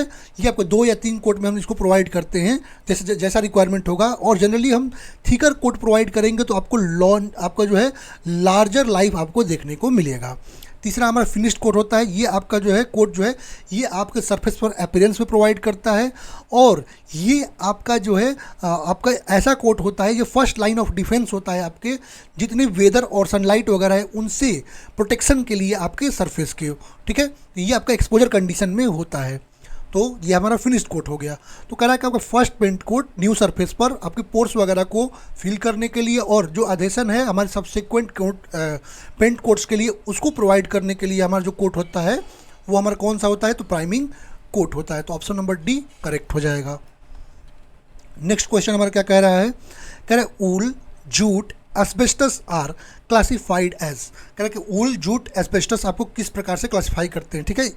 अच्छा, यहाँ पर जब बात करते हैं अपने नेचुरल फाइबर्स की यदि हम बात करते हैं तो फाइबर्स में भी हमारे नेचुरल फाइबर्स होते हैं और मैन मेड फाइबर्स होते हैं। यदि हम नेचुरल फाइबर्स की बात करते हैं एज पर ओरिजिन यदि हम बात करते हैं तो इसमें वेजिटेबल फाइबर्स होते हैं, ठीक है। वेजिटेबल फाइबर्स की यदि हम बात करते हैं ये जनरली आपके जो है सेलुलोज अरेंजमेंट्स पर बेस होते हैं, ठीक है, जिसमें जो एग्जाम्पल होता है आपका cotton, linen, hemp, jute, flax, ramie, sisal, ये सब इसके एग्जाम्पल होते हैं, ठीक है। प्लांट फाइबर जो होते हैं इसके मेन मैन्युफैक्चरिंग के काम आते हैं। ऐसे ही वुड फाइबर होता है। वुड फाइबर जो होता है ये आपके वेजिटेबल फाइबर जो होते हैं उससे अलग होता है। यहाँ पर इसको हम ट्री सोर्सेज से फाइंड करते हैं, ठीक है, जिसमें आपको जो है ग्राउंड वुड हो गया, थर्मोकेमिकल पल्प हो गया, ठीक है, ब्लीच्ड और आपका अनब्लीच्ड क्राफ्ट हो गया, आपका सल्फाइड पल्प्स हो गए, इन सब के द्वारा इसको बनाया जाता है, ठीक है। ये आपका होता है वुड फाइबर से आपको प्राप्त किया जाता है। ये आपका नेचुरल है। एनिमल फाइबर की यदि हम बात करते हैं तो यहाँ पर लार्जली यदि हम बात करते हैं ये कंसिस्ट होता है आपका पर्टिकुलर प्रोटीन स्टेंसेस, ठीक है, जैसे सिल्क, सीने, कैट गट एंड हेयर, इन सब से बना होता है ये, ठीक है। और यदि हम मिनरल फाइबर की बात करते हैं तो ये मिनरल फाइबर आपका जो है इसमें एस्बेस्टस, और एस्बेस्टस आपका ओनली एक naturally occurring long mineral fibre है, ठीक है। शॉर्ट फाइबर जैसे आपके मिनरल्स में आपका वोल्स्टाइन है, ठीक है, हेलोस्टाइट है, ये सब इसमें आते हैं। तो यहाँ पर यदि हम बात कर रहे हैं तो कह रहा है कि वुड वूल, जूट और एस्बेस्टस, ये तीनों क्या है? आपके नेचुरल फाइबर्स हैं। क्या है? आपके नेचुरल फाइबर्स हैं। तो ऑप्शन नंबर सी करेक्ट हो जाएगा। नेक्स्ट क्वेश्चन कर रहे हैं, which type of chemical is typically used in chemical rebar anchoring. कह रहा है केमिकल रिबार एंकरिंग में यहाँ पर कौन सा केमिकल है टिपिकली जिसको हम यूज करते हैं। ठीक है, अब यदि हम बात करते हैं एपॉक्सी रेजिन की बात करते हैं, एपॉक्सी रेजिन क्या होता है? एक प्रकार का जो है आपका पॉलीमर मैट्रिक्स होता है जिसका यूज हम कंपोजिट मटेरियल्स के लिए कर सकते हैं, एडहेसिव्स में कर सकते हैं, कोटिंग के लिए कर सकते हैं, ऐसे वेरियस एप्लीकेशन में हम कर सकते हैं। ठीक है, ये आपका थर्मोसेटिंग आपका एक पॉलीमर होता है। ठीक है, जो कि केमिकल रिएक्शंस जो होते हैं, ठीक है, तो ये आपको एक सॉलिड फॉर्म जो है बनाकर रिएक्शन देता है। ठीक है, एपॉक्सी रेजिन कॉमनली जो है हमारे केमिकल रिबार एंकरिंग में due to high bonding strength और मॉइस्चर वगैरह जो है केमिकल वगैरह है उनसे रेसिस्टेंस जो होती है उसके लिए इसको प्रोवाइड किया जाता है। सही ऑप्शन क्या हो जाएगा यहाँ पर? तो केमिकल रिबार एंकरिंग प्रोवाइड करते हैं वो होता है एपॉक्सी रेजिन। तो ऑप्शन नंबर सी करेक्ट हो जाएगा। नेक्स्ट कर रहा है, which of the following factors determines the frequency of A concrete vibrator. कह रहा है कॉन्क्रीट वाइब्रेटर के फ्रीक्वेंसी को इनमें से कौन से फैक्टर डिटरमाइन करते हैं। अब ये क्वेश्चन की यदि हम बात करते हैं तो ये क्वेश्चन में आपको जो है यहाँ पर डाउट देखने को मिला है और ये आपको क्वेश्चन जो है ऑब्जेक्शनेबल है। ठीक है, जब हम एज पर IAS 3558/1983 बात करते हैं तो उसमें क्लियरली मेंशन है कि आपका जो है जो बेस्ट कॉम्पेक्शन अचीव करेंगे वो आपको रेजोनेंट कंडीशन में करते हैं। अब रेजोनेंट कंडीशन क्या होता है? यहाँ पर जो होते हैं हमको एग्रीगेट साइज जो होती है कंक्रीट मिक्स में उसको हमको फ्रीक्वेंसी जो वाइब्रेशन फ्रीक्वेंसी उससे मैच करना होता है। यदि आपका हायर एग्रीगेट साइज है तो वहाँ पर लोअर फ्रीक्वेंसी वाइब्रेशन ज़रूरत पड़ती है और वाइस वर्सा, मतलब लोअर हुआ तो हायर की ज़रूरत पड़ेगी। नॉर्मली फ्रीक्वेंसीज आपके 100 हर्ट्ज, 150 हर्ट्ज और 200 हर्ट्ज जो है वो आपके बेस्ट सूटेड होते हैं aggregate size of 10, 20 and 10 mm के लिए। इसका मतलब एग्रीगेट जो होता है मिक्स में वो इन्फ्लुएंस होता है आपका किसके? कॉन्क्रीट वाइब्रेटर द्वारा। तो एग्रीगेट मिक्स में जो आपका जो साइज होता है, साइज ऑफ एग्रीगेट है वो आपको इन्फ्लुएंस करता है। ठीक है, इसका मतलब यहाँ पर जो बोर्ड का आंसर है वो ऑप्शन नंबर बी दे रखा है, वाटर सीमेंट रेशियो, जो कि गलत है। सही ऑप्शन क्या होगा? Option number D, the size of aggregate in the mix. Next question कह रहा है आपका, the formation of hairline cracks on a plaster surface is called. Correct, plastered surface पर जो आपका हेयर लाइन क्रैक का फॉर्मेशन हो जाता है उसको क्या कहते हैं? So there are different defects on plaster works which will here mentioned in this table. यदि हम बात करते हैं पहला डिफेक्ट का नाम ब्लोइंग और ब्लिस्टरिंग की यदि हम बात करते हैं, ठीक है, ये आपका कंसिस्ट होता है फॉर्मेशन ऑफ स्मॉल पैचेस। यहाँ पर स्मॉल पैचेस जो है आपके प्लास्टर सरफेस पे देखने को मिलता है और वहाँ पर जो प्लास्टर होता है ना सरफेस वो आपके दीवार के बाहर की ओर, आपने देखा होगा दीवार के बाहर की ओर हल्का सा फुल करके, ठीक है, हल्का स्वेलिंग करके बाहर की ओर निकल जाता है। देखिएगा उसको दबाएंगे टूट जाएगा। इसको हम कहते हैं ब्लिस्टरिंग या ब्लोइंग। क्रैकिंग की यदि हम बात करते हैं, यहाँ पर क्या होता है, आपके प्लास्टर जो सरफेस होता है वहाँ पर एक या एक से अधिक क्रैक जो है प्लास्टर सरफेस पर ऐसे कुछ क्रैक्स आपको देखने को मिलेंगे, तो ये होता है आपका क्या, क्रैकिंग। अब फॉलिंग आउट ऑफ प्लास्टर क्या होता है, तो यहाँ पर जो है क्या होता है, कुछ एरिया प्लास्टर सरफेस का ऐसे हो जाता है कि वहाँ पर जो फूल जाता है और एफ्लोरेसेंस वगैरह करते वो फॉल करने लगता है। ठीक है, एफ्लोरेसेंस आपको पहले ही बताया दिया हूँ कि आपका जो सॉल्यूबल सॉल्ट्स होते हैं उनके रिएक्शन की वजह से आपका वाइटिस क्रिस्टलाइन स्ट्रक्चर जो है आपके सरफेस पर देखने को मिलता है। ठीक है, और क्रेजिंग की यदि हम बात करते हैं तो आपका जो थीन हेयर क्रैक्स जो आपको देखने को मिलते हैं आपके वॉल सरफेस पर उसको हम कहते हैं क्रेजिंग। ग्राइंडिंग की यदि हम बात करते हैं तो यहाँ पर आपका पैटर्न देखिए, यहाँ पर जो है ना कॉन्टिन्यूटी देखने को मिलेगी, एक पैटर्न की कंटिन्यूटी ऐसे देखने को मिलेगी आपके वॉल सरफेस पर। ठीक है, और यहाँ से जो है वहाँ पर डैमेज होता है। ये आपको डिफरेंट टाइप्स के हमने डिफेक्ट्स जो प्लास्टर सरफेस के बता दिए। अब क्वेश्चन कर हेयर लाइन क्रैक्स यदि आपको देखने को मिल रहा है तो उसको हम क्या कहेंगे, वो हमारा होगा क्रेजिंग। ठीक है, क्या हो जाएगा, हेयर लाइन क्रैक्स हमारा क्रेजिंग हो जाएगा। तो ऑप्शन नंबर बी करेक्ट हो जाएगा। नेक्स्ट क्वेश्चन कर when two walls meet at right angles which of the following bond is generally use to maintain structural strength. कह रहा है कि आपके यदि दो वॉल यदि राइट एंगल पे मीट कर जाए, दो वॉल यदि राइट एंगल पे मीट कर जाएं, राइट एंगल पे मीट कर जाएं, ठीक है, राइट एंगल पे मीट कर जाएं, वहाँ पर कौन सा बॉन्ड होगा जो कि आपका स्ट्रक्चरल स्ट्रेंथ को मेंटेन रखेगा। अब there are different types of brick masonry bonds. If you are talking about English bond, in the English bond, यदि हम इंग्लिश बॉन्ड में बात करते हैं तो यहाँ पर जो अरेंजमेंट देखने को मिलता है बॉन्डिंग का, उसमें अल्टरनेट कोर्स ऑफ स्ट्रेचर और हेडर आपको एक दूसरे के ऊपर देखने को मिलता है। और वहाँ पर यदि अलाइनमेंट को ब्रेक करने के लिए हम क्या करते हैं, वहाँ पर जो है हम क्वीन क्लोजर जो है उसको हम प्लेस करते हैं। ठीक है, अब यहाँ पर देखिए आपको दिखाता हूँ। ठीक है, ये रहा हमारा इंग्लिश बॉन्ड, ये हमारा, ठीक है। हेडर और स्ट्रेचर जो है आपको देखने को मिल रहा है, हेडर और स्ट्रेचर आपको देखने को इसमें कॉन्टिन्यूसली यहाँ पर जो है एक के ऊपर एक देखने को मिल रहा है। ये हमारा है इंग्लिश बॉन्ड, और इंग्लिश बॉन्ड ही यदि हम बात करते हैं तो यहाँ पर 90 डिग्री जो कह रहा है ना, 90 डिग्री मतलब राइट एंगल्स के लिए यदि हम बात करें, दो वॉल्स मीट करते हैं तो वहाँ पर स्ट्रक्चरल स्ट्रेंथ, चूँकि हम क्वीन क्लोजर प्रोवाइड कर रहे हैं तो अच्छा आपका जो है वहाँ पर बॉन्ड बनता है, तो स्ट्रक्चरल स्ट्रेंथ आपका मेंटेन रहता है। तो किसके द्वारा होता है? ये आपका इंग्लिश बॉन्ड के द्वारा। बाकी और भी बॉन्ड है, जैसे फ्लेमिश बॉन्ड की बात करते हैं तो वहाँ पर अरेंजमेंट क्या होता है, वहाँ पर जो है अल्टरनेट हेडर और स्ट्रेचर कोर्स आपको फ्लेमिश बॉन्ड में देखने को मिलते हैं। ठीक है, फ्लेमिश बॉन्ड की बात कर रहे हैं तो यहाँ पर देखिए अल्टरनेट देखने को हेडर आपका जो है अल्टरनेट देखने को यहाँ पर मिल रहा है। ठीक है, यहाँ पर अल्टरनेट नहीं, यहाँ कोर्सेज में देखने को मिल रहा है, यहाँ पर एक ही कोर्स में अल्टरनेट देखने को मिल रहा है, तो ये हमारा क्या हो गया? फ्लेमिश बॉन्ड हो गया। ठीक है, ऐसे स्ट्रेचर बॉन्ड की बात करते हैं तो स्ट्रेचर बॉन्ड में आपका जो अरेंजमेंट होता है, ठीक है, वो आपका ईच कोर्स में स्ट्रेचर आपके देखने को मिलता है। ठीक है, जैसे ये हमारा स्ट्रेचर बॉन्ड हो गया। हेडर बॉन्ड की बात करते हैं तो वहाँ पर जो अरेंजमेंट होता है बॉन्डिंग का, वो ईच कोर्स में आपको हेडर देखने को मिलता है। ठीक है, ये रहा हमारा हेडर बॉन्ड। तो इस प्रकार से हमने सभी बॉन्ड्स को आपको बता दिया। ठीक है, अब यदि हम बात करें क्वेश्चन के अकॉर्डिंग तो सही ऑप्शन क्या हो जाएगा? Option number D, English bond. चलते हैं अपने नेक्स्ट क्वेश्चन पे, 1 सेकेंड। नेक्स्ट हमारा क्वेश्चन क्या कह रहा है? ठीक है, नेक्स्ट क्वेश्चन पे यदि हम बात करते हैं तो नेक्स्ट हमारा क्वेश्चन कह रहा है that is used for filling in cracks, gaps, cavities etc for the purpose of repairing and waterproofing. कह रहा है इसमें से जो है किसका यूज हम क्रैक्स को फिल करने के लिए या अपने गैप, कैविटीज वगैरह को फिल करने के लिए करते हैं। किसके लिए? आपका पर्पज है हमारा रिपेयरिंग या वाटर प्रूफिंग के लिए। यदि हम ग्राउटिंग की बात करते हैं तो ग्राउटिंग एक ऐसा आपका टेक्निक है जिसके द्वारा हम क्या करते हैं, हम अपने वाइड क्रैक्स वगैरह जो है, डैम्स वगैरह जो है, ग्रेविटी डैम्स में जो पर्टिकुलरली, ठीक है, जो कि आपका थिक कंक्रीट वॉल्स है, वहाँ पर रिपेयरिंग करते हैं, और वहाँ पर जो हम क्या करते हैं, हम पोर्टलैंड सीमेंट जो होती है उसकी ग्राउट बना करके उसको फील करते हैं। ये आपका मोस्ट इफेक्टिव आपका मेथड है वाटर लीकेज को स्टॉप करने के लिए। ठीक है, जो क्रैक्ड सेक्शन वगैरह में बन जाता है, इसके द्वारा हम वाटर प्रूफिंग भी कर सकते हैं और रिपेयरिंग कर सकते हैं। सही ऑप्शन क्या होगा? Grouting. Option number C correct हो जाएगा। नेक्स्ट क्वेश्चन कर रहा है which of the following plastic is used in fibre reinforced composites for bridge and structural application. कह रहा है इनमें से कौन सा आपका जो है प्लास्टिक है जिसका जो हम फाइबर रेनफोर्स्ड में हम आपका कंपोजिट के रूप में करते हैं, किसके लिए?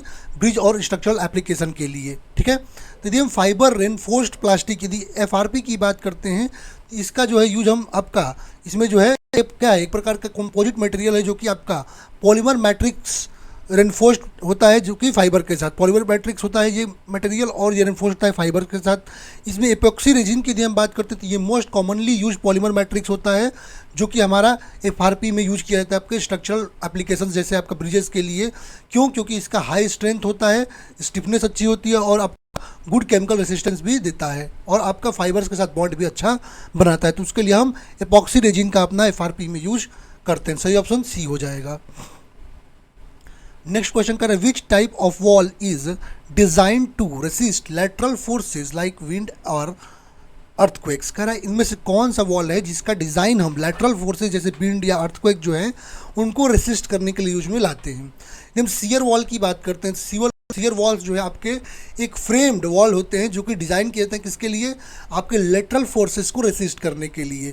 ठीक है, ये आपका एक वर्टिकल एलिमेंट्स होता है आपका, ठीक है, जो कि अब क्या करता है, हॉरिजॉन्टल फोर्स जो होता है रेसिस्टिव सिस्टम उसमें का एक वर्टिकल एलिमेंट होता है, और इसका यूज हम विंड को रेसिस्ट करने के लिए और अपने बिल्डिंग्स को अर्थक्वेक के समय जो है, अपने अर्थक्वेक लोडिंग के समय अपने बिल्डिंग को जो है रेसिस्ट करने के लिए, उसको बचाने के लिए जो है हम इसका यूज करते हैं। ठीक है, यह टिपिकली आपका वुड फ्रेम या स्टड वॉल्स होता है जो कि कवरिंग होती है, वहाँ पर स्ट्रक्चरल आपका सीटिंग मटेरियल जैसे प्लाईवुड वगैरह का कवरिंग होता है, ये होता है सीयर वॉल। सही ऑप्शन क्या हो जाएगा? Option number C. Next question कर रहे हैं which type of wall is primarily used for partitioning internal spaces. कह रहे कि इंटरनल स्पेसेस की पार्टीशनिंग के लिए हम प्राइमरली किस वॉल का यूज करते हैं। जब पार्टीशन वॉल की बात करते हैं तो पार्टीशन वॉल एक प्रकार क्या है, आपका interior non load bearing wall होता है, जो कि लार्जर स्पेस को क्या करता है, स्मॉलर स्पेसेस में जो है आपका जो है डिवाइड करता है। ठीक है, और इसकी हाइट जो है आपको डिपेंड करती है आपके कितने स्टोरी की बिल्डिंग है, ये उस पर डिपेंड करती है। ठीक है, अब इसका यूज हम किसके लिए कर रहे हैं? इंटरनल स्पेसेस के पार्टीशनिंग के लिए करते हैं। तो किसको करते हैं हम? वो करते हैं आपका partition wall. Option number B correct हो जाएगा। नेक्स्ट क्वेश्चन कर रहा है what is air seasoning for timber also called, कह रहा है टिम्बर के लिए जो एयर सीजनिंग है उसको और क्या कहते हैं, ठीक है। अब यदि हम सीजनिंग, आपको पता है सीजनिंग क्या होता है, सीजनिंग हमारा ये होता है कि हम अपने स्ट्रक्चरल स्ट्रेंथ जो है अपने जो टिम्बर्स हैं उनको बढ़ाने के लिए हम उसके मॉइस्चर को जो है हम रिड्यूस कर देते हैं, तो यही उसके जो है क्या होती है, ये उसकी सीजनिंग होती है।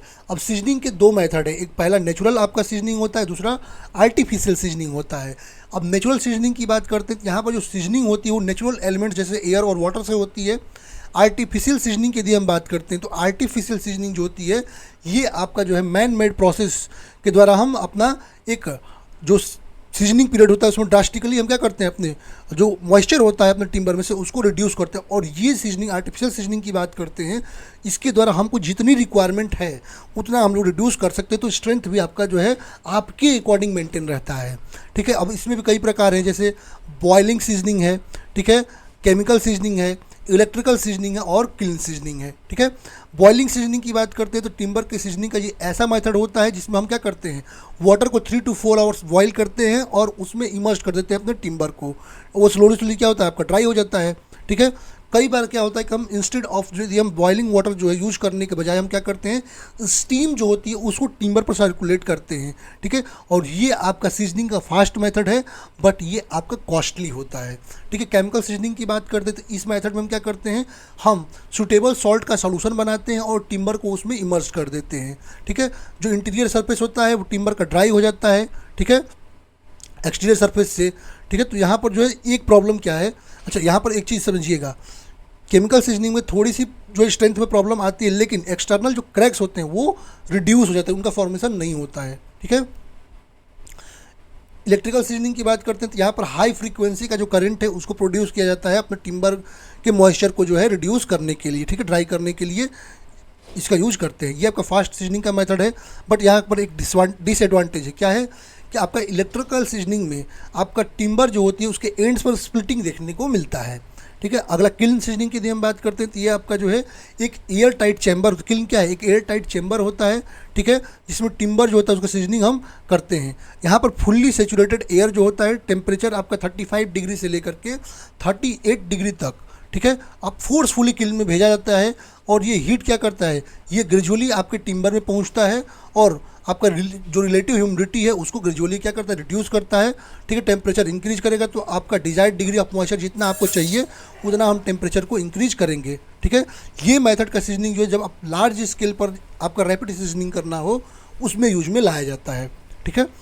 अब एक चीज़ आपको क्लियर हो गया कि जो नेचुरल सीजनिंग है, नेचुरल सीजनिंग आपका टाइम टेकन होता है, बट आर्टिफिशियल सीजनिंग जो है आपका टाइम टेकन नहीं होता है। तो कह रहा है एयर सीजनिंग जो टिम्बर की है उसको और क्या कहेंगे, तो यहाँ पर एयर सीजनिंग जो है टिम्बर का वो आपका एक प्रकार नेचुरल सीजनिंग है, ठीक है, क्या है, नेचुरल सीजनिंग है। तो ऑप्शन नंबर सी हो जाए। कंट्रोल सीजनिंग होता नहीं, कंट्रोल सीजनिंग आपका आर्टिफिशियल सीजनिंग होता है।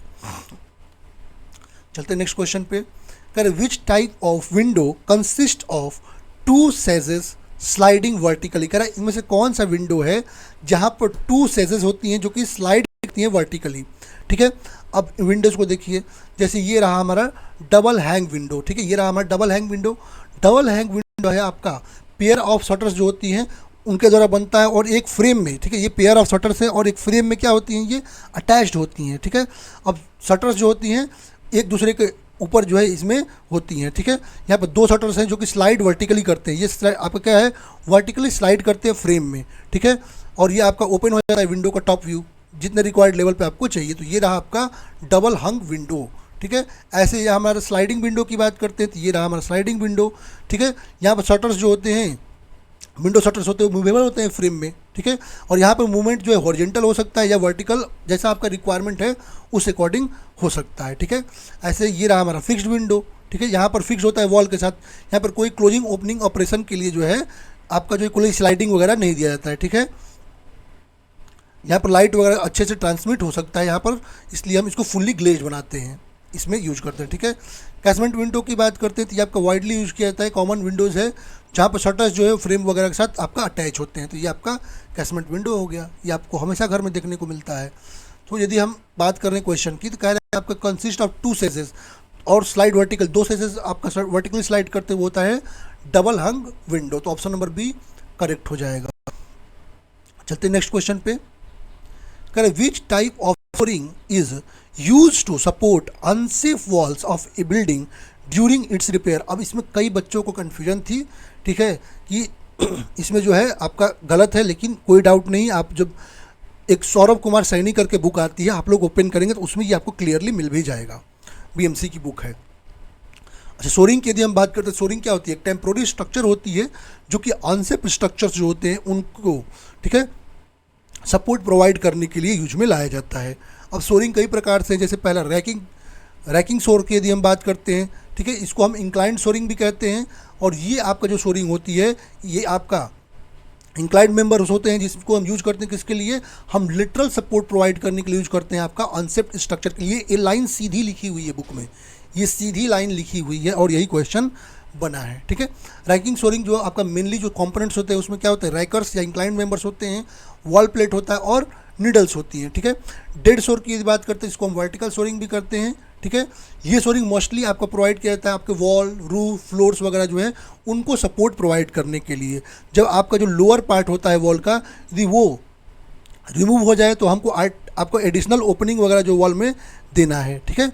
इसके लिए इसको हम रीबिल्ड, जो डिफेक्टिव हो जाता है बिल्डिंग में लोड बियरिंग वॉल्स में, उसको रीबिल्ड करने के लिए इसको यूज लाते हैं, ठीक है। इसमें जो है इसके अरेंजमेंट में बीम पोस्ट वगैरह जो है वो होता है, ठीक है। फ्लाइंग सोरिंग की बात करते हैं, इसको हम हॉरिजॉन्टल सोरिंग भी कहते हैं, ठीक है। और ये सोरिंग हम ये भी एक प्रकार का टेम्प्रोरी सपोर्ट है जो हम अपना बिल्डिंग वॉल्स में हम प्रोवाइड करते हैं। किसके लिए? तो इंटरमीडिएट बिल्डिंग में यदि पुल डाउन हो रहा है या रीबिल्ड करना है तो उसके लिए यूज में लाते हैं। ये भी आपका सपोर्ट करता है स्ट्रक्चर को, ठीक है, जब आपका जो शोर ग्राउंड तक नहीं पहुंचता है। तो यहाँ पर यदि हम बात करते हैं तो आपका कह रहा है कौन सा अनसेफ वॉल, तो ये हो जाएगा आपका रैकिंग सोरिंग। तो ऑप्शन नंबर ए करेक्ट हो जाएगा। नेक्स्ट क्वेश्चन कह रहा है bitumen is used in all the following except. कह रहा है बिटुमिन का यूज जो है सभी में करते हैं, किसमें इनमें से नहीं करते हैं। अब बिटुमिन की यदि हम बात करते हैं, बिटुमिन एक आपका नॉन क्रिस्टलाइन सॉलिड होता है या आपका विस्कस मटेरियल होता है जो कि पेट्रोलियम से डिराइव किया जाता है, ठीक है, बाय नेचुरल या रिफाइनरी प्रोसेस के द्वारा। और ये सस्टेनेबली आपका सोल्यूबल होता है कार्बन डाइसल्फेट में, ठीक है। ये आपका जो है एस्फॉल्ट होता है जो कि सॉलिड स्टेट में होता है, और यहाँ पर मिनरल टार जो होता है वो सेमी फ्लूइड स्टेट में होता है। बिटुमिन आपका ब्राउन या ब्लैक इन कलर हो सकता है। अब बिटुमिन का यूज, ये भी लाइन ये बुक में सीधे आप जो मैं बुक कह रहा हूँ सौरभ कुमार सैनी, ये ओपन करेंगे ना, ये उसमें भी सीधे लाइन्स मिल जाएंगी।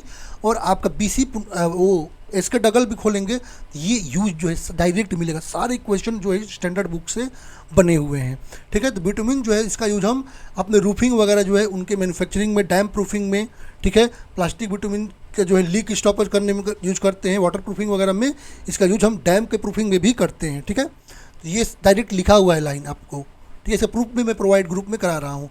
तो डैम प्रूफिंग में भी यूज होता है, रूफिंग में भी यूज होता है, वाटर प्रूफिंग में, टर्फिंग के लिए यूज नहीं होता है। तो ऑप्शन नंबर सी करेक्ट हो जाएगा।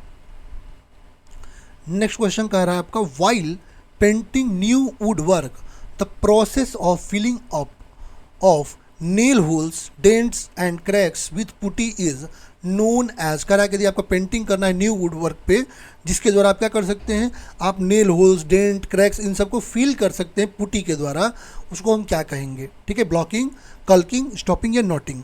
अब स्टॉपिंग की यदि हम बात करते हैं, ये आपका प्रोसेस होता है जिसमें हम क्या करते हैं, जो स्मॉल होल्स जो होते हैं या जो क्रैक्स होते हैं या जो अदर इम्परफेक्शन होता है आपके वुड में जो कि स्मूथ सरफेस को क्रिएट करने से रोकता है, उसके लिए इस प्रोसेस का यूज करके हम सरफेस को स्मूथ करते हैं, ठीक है। और यहाँ पर सीलिंग नोट्स जो है उनका यहाँ पर स्पेशली ये आपका नहीं यूज करता है, ठीक है। नॉटिंग की बात करते हैं, नॉटिंग क्या होता है, दोनों टर्म जो है थोड़ा डिफरेंट है इसलिए मैं बता रहा हूँ। नॉटिंग जो है, जो आपका पेंटिंग करते हैं न्यू वुड वर्क पे, तो हमको ये जरूरी करना होता है कि जो नॉट्स वगैरह होते हैं वुड में, ठीक है, जो कि आपका रेजिन वगैरह जो है उसको जो है प्रिवेंट करने के लिए, फिल्म वो अलग ना हो जाए आपका जो है पेंट से, तो उसके लिए हम नॉटिंग का ट्रीटमेंट करते हैं, उसको हटाते हैं, ठीक है, उसको हम रेगमार वगैरह यूज करके उसको हटाते हैं। यहाँ पर सही ऑप्शन क्या हो जाएगा आपका stopping. Option number C correct हो जाएगा। तो कुछ इस तरह के नए क्वेश्चन भी फॉर्म हुए हैं। कह रहे which of the following type of junction is formed when two walls intersect at an acute angle. अब इसमें भी कई लोग जो है प्रॉब्लम क्रिएट कर रहे थे, लेकिन ये भी आपका सही है। जब हम मीटर जंक्शन की बात करते हैं तो मीटर जंक्शन आपका फॉर्म होता है जब दो स्ट्रक्चरल एलिमेंट्स एक दूसरे से मिलते हैं, आपके जो है आपका एंगल जो कि ऑक्यूट या ऑब्लिक एंगल होता है, ठीक है, उसके एजेस पर, और जो कट होते हैं वो एंगल्स को मैच करके नीटली क्या होते हैं, एक दूसरे में फिट हो जाते हैं। ठीक है, टिपिकली ये 45 डिग्री पर होता है। ठीक है, तो ये आपका कोई सही ऑप्शन क्या हो जाएगा, option number C. Next question का slate and laterite are example of. अब ये क्वेश्चन आपका आरआरबी ने गलत दे रखा था, इसका जो है ऑप्शन उन्होंने गलत चूज रखा है। तो क्वेश्चन में ऑब्लिक्विटी देखने को मिल रही है। ठीक है, कह रहा है कि आप स्लेट और लेटेराइट जो है किसका एग्जाम्पल है। अब स्लेट और लेटेराइट की यदि हम बात करते हैं, आरआरबी ने बी दे रखा है इसका आंसर, जो कि गलत है। अब जब हम एक अपना, ये भी आप जो है कई बुक में देख सकते हैं, इसका डगल में भी देख सकते हैं, रंगावाला में भी देख सकते हैं इसको। ठीक है, और जनरली भी आपको पता है, जब हम केमिकल क्लासिफिकेशन अपने रॉक की करते हैं तो 3 क्लासिफिकेशन करते हैं, सिलिशियस रॉक, आर्जिलेसियस रॉक और कैलकेरियस रॉक। सिलिशियस रॉक की बात करते हैं, सिलिशियस रॉक आपके ऐसे रॉक्स होते हैं जो सिलिका कंटेन करते हैं, मतलब सिलिका जो है उनका मेन कॉन्स्टेंट होता है। एग्जाम्पल में आपके यदि हम बात करता हूँ तो ग्रेनाइट है, जिनेसिस है, आपका ट्रैप है, बेसाल्ट है, सैंडस्टोन है, क्वार्टजाइट है। ठीक है, आर्जिलेसिस यदि हम बात करते हैं तो आर्जिलेसिस रॉक आपके ऐसे रॉक होते हैं जिनका मेन जो कॉन्स्टेंट होता है वो एल्यूमिना या क्ले होता है। ठीक है, और यहाँ पर स्लेट, लेटेराइट और केओलिन इसके एग्जाम्पल हैं। ठीक है, कैलकेरियस रॉक की बात करते हैं तो ये रॉक जो है मेनली इनमें जो यदि हम प्रिंसिपल कॉन्स्टेंट की यदि हम बात करते हैं, मेन कॉन्स्टेंट की बात करते हैं तो यहाँ पर लाइम होता है। ठीक है, और जैसे इसके एग्जाम्पल की बात कर ले तो मार्बल, लाइमस्टोन और डोलोमाइट। अब स्लेट और लेटेराइट की यदि मैं बात करता हूँ तो स्लेट और लेटेराइट की यदि मैं बात करूँ, दोनों क्या है, आर्जिलेसियस रॉक हैं। तो ऑप्शन नंबर ए करेक्ट हो जाएगा, और बोर्ड ने बी दे रखा है जो कि आपका ऑब्जेक्शनेबल है। नेक्स्ट क्वेश्चन का है the collar beam in a collar beam roof performs which of the following function. कह रहे जो कॉलर बीम होता है, कॉलर बीम रूफ में जो है किस फंक्शन को परफॉर्म करता है। अब ये आप लोग जो है जब एसके डगल के स्टील स्ट्रक्चर खोलेंगे ना, वहाँ पर आपको ये क्वेश्चन देखने को मिलेगा। ठीक है, तो यदि आपकी बात करें तो जब हमारा स्पैन इंक्रीज करता है और लोड ज़्यादा होता है, ठीक है, तो राफ्टर पर हम क्या करते हैं, हम वहाँ पर जो राफ्टर जो है उसको टेंडेंसी होती है वहाँ पर जो है वो बेंड होने की। तो इसको अवॉइड करने के लिए टाई बीम को हम क्या करते हैं, फिक्स करते हैं 1/3 to 1/2 of the vertical height of the plate wall, और उसको हम रिज पर क्या करते हैं, फिक्स कर देते हैं। और यही जो हम रेस्ट किए हैं बीम को, इसी को हम कहते हैं कॉलर बीम या कॉलर टाई। ठीक है, यहाँ पर सूटेबल स्पैन जो होती है कॉलर बीम या टाई के लिए वो 5 मीटर तक होती है। प्राइमरी फंक्शन जो कॉलर बीम का है ये क्या है, आपका स्टेबलाइज करने का। ठीक है, राफ्टर्स को, इसके दौरान हम क्या कर सकते हैं, जो आउटवर्ड आपका जो है वेट ऑफ रूफ है उसको हम प्रिवेंट करके राफ्टर को आपका जो है स्टेबलाइज कर सकते हैं। तो सही ऑप्शन क्या हो जाएगा आपका, तो ये हो जाएगा it prevents rafter from bending. Option number D correct हो जाएगा। नेक्स्ट क्वेश्चन करा what is the initial setting time of Portland pozzolana cement when tested by the Vicat apparatus method as described in IS 4031 part 5 1998। Correct, initial setting time आपका Portland pozzolana cement का पूछ रहा है, विकार्ट apparatus method के द्वारा जो आपका describe किया गया है आपका IS 4031 में। यदि हम पोर्टलैंड पोज़ोलाना सीमेंट की बात करते हैं, OPC इसमें होता है, OPC मतलब ऑर्डिनरी पोर्टलैंड सीमेंट में हम 10 से 30% फ्लाई ऐश को यूज़ करते हैं बाई मास। ठीक है, तो आपका पोर्टलैंड पोज़ोलाना सीमेंट आपको मिल जाता है। इसका जो मेराइन वर्क में करते हैं, ठीक है, यहाँ पर फ्री लाइम रिमूव हो जाता है तो केमिकल अटैक जो है, ठीक है, उससे रेसिस्टेंस इंक्रीज हो जाता है। ठीक है, अब यदि हम यहाँ पर देखते हैं, देखिए सबका मैं दे रखा हूँ, ऑर्डिनरी पोर्टलैंड सीमेंट यदि हम 33 ग्रेड की बात कर लें, 43 ग्रेड की बात कर लें, 53 के, तीनों के लिए इनिशियल सेटिंग टाइम 30 होता है और फाइनल सेटिंग टाइम आपका 600 होता है। ठीक है, पोर्टलैंड पोज़ोलाना सीमेंट की बात करते हैं तो इसका भी initial setting time 30 minute, final 600 minute. Portland slag cement की यदि हम बात करते हैं तो इसका इनिशियल 30 मिनट और final 600 minute. High strength Portland cement की बात करते हैं इनिशियल 30 मिनट और final 600 minute. Low heat Portland cement की बात करते हैं तो उसका भी इनिशियल 60 हो जाता है। यहाँ पर देखिए एक्सचेंज हुआ 60 मिनट इनिशियल और 600 मिनट फाइनल। रैपिड हार्डनिंग की यदि हम बात करते हैं तो यहाँ पर 30 मिनट इनिशियल और 600 फाइनल। ठीक है, सल्फेट रेसिस्टिंग सीमेंट की 30 मिनट इनिशियल और 600 फाइनल। हाई एल्यूमिना सीमेंट का 210 मिनट आपका इनिशियल होता है और 300 फाइनल होता है। मैसनरी सीमेंट का 90 मिनट जो इनिशियल और आपका 1440 मिनट आपका फाइनल होता है। और IRS T40 special grade cement की बात करते हैं तो इनिशियल आपका 60 मिनट और फाइनल आपका 600 मिनट होता है। पोर्टलैंड पोज़ोलाना सीमेंट के लिए इनिशियल आपका 30 मिनट होगा, तो ऑप्शन नंबर सी करेक्ट हो जाएगा। चलते हैं नेक्स्ट क्वेश्चन पे। कर what is the plaster finish in which ornamental patterns और texture surfaces are made on the final coat of the plaster using suitable tools called. कह रहा है कि आपका प्लास्टर फिनिश, कह रहे हैं what is the plaster finish, कौन आपका प्लास्टर फिनिश है जहाँ पर ऑर्नामेंटल पैटर्न या टेक्सचर हम सरफेस पर क्या करते हैं अपना फाइनल कोट के बाद जो है प्लास्टर पर हम सुटेबल टूल्स के, देखिए जैसे ये वॉल रहा ना, ये वॉल रहा, हमने पूरा प्लास्टर कर दिया, प्लास्टर करके देखिए ऐसे हमने कुछ डिज़ाइन बना दिया उसके ऊपर, ऐसे हमने कुछ डिज़ाइन अपना जो है हमने कोई चीज़ल वगैरह का यूज करके ऐसे कुछ डिज़ाइन बना दिया, क्रिएट कर दिया, ठीक है, प्लास्टर सरफेस पे। तो कहता है इसको हम क्या कहेंगे, ठीक है। यदि हम टेक्सचर फिनिश की बात करते हैं, ठीक है, जो कि आपका स्टोको प्लास्टरिंग में यूज़ किया जाता है, ठीक है, ये आपका सूटेबल यहाँ पर टूल का यूज करके हम ऑर्नामेंटल पैटर्न जो है अपने फाइनल कोट पर जो है स्टोको प्लास्टरिंग में बनाते हैं, ठीक है। तो सही ऑप्शन क्या हो जाएगा, टेक्सचर फिनिश। क्या the building crack shown in the figure is, अब इस पे भी कई लोग ऑब्जेक्शन दे रहे थे लेकिन ये भी आपका सही है। यहाँ पर जो बिल्डिंग क्रैक दे रखा है ये आपका डायगोनल क्रैक है, ठीक है, ये क्या है आपका डायगोनल क्रैक है, तो ऑप्शन नंबर डी करेक्ट है। नेक्स्ट क्वेश्चन कर रहा है आपका clay possesses the highest strength in which of the following condition. कह रहा है क्ले जो है आपका हाइजेस्ट जो है आपका स्ट्रेंथ जो है किस कंडीशन में आपका एक्वायर करता है। यदि हम क्ले की बात करते हैं, ठीक है, यहाँ पर जो सिरेमिक ट्रांसफॉर्मेशन जब होता है तो हमारा क्या होता है, उस समय वेरी हाई टेम्परेचर होता है, उस पर हीट करते हैं लगभग आपको 900 डिग्री सेल्सियस के ऊपर, और इस समय आपका क्या होता है, ये रीड हीट टेम्परेचर हो जाता है। क्ले मिनरल्स जो है वहाँ पर फिजिकल और केमिकल चेंजेस होती हैं और वो आपका और ज़्यादा हार्ड और उसका स्ट्रेंथ बढ़ जाता है और हार्ड हो जाता है, ठीक है। तो यहाँ पर जो कब होता है, जो आपका रेडनेस तक हम इसको हीट करते हैं, तो when heated to very high temperature up to redness, तो ऑप्शन बी करेक्ट हो जाएगा।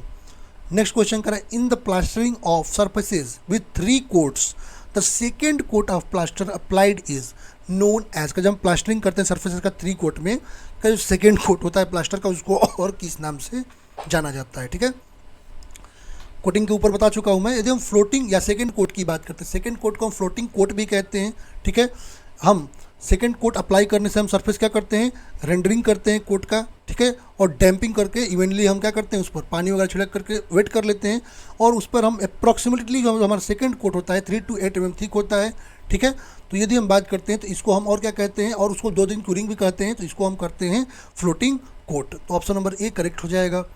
नेक्स्ट करा, which of the following option is use to enhance the alignment and strength of adjoining stone in stone masonry. करा इनमें से कौन सा option है जिसका यूज हम अलाइनमेंट को इन्हांस करने के लिए और अपने स्ट्रेंथ जो है एडजॉइनिंग स्टोन्स का जो है मशीनरी स्टोन मशीनरी में उसके लिए यूज करते हैं, ठीक है, किस जॉइंट का यूज हम करते हैं। तो यदि हम डॉवेल जॉइंट की बात करते हैं, ठीक है, यहाँ पर जो है ईच स्टोन में आपको होल बना दिया जाता है, देखिए इस तरह होल बना दिया जाता है इसमें, ठीक है, और डॉवेल जो होते हैं स्मॉल पीसेज होते हैं हार्ड स्टोन के, जो कि स्लेट, गन मेटल या ब्रॉन्ज या ब्रॉस वगैरह का यूज करके हम क्या करते हैं, हमने स्टोन में जो है कनेक्ट करके और सीमेंट से सिक्योर कर देते हैं, ठीक है।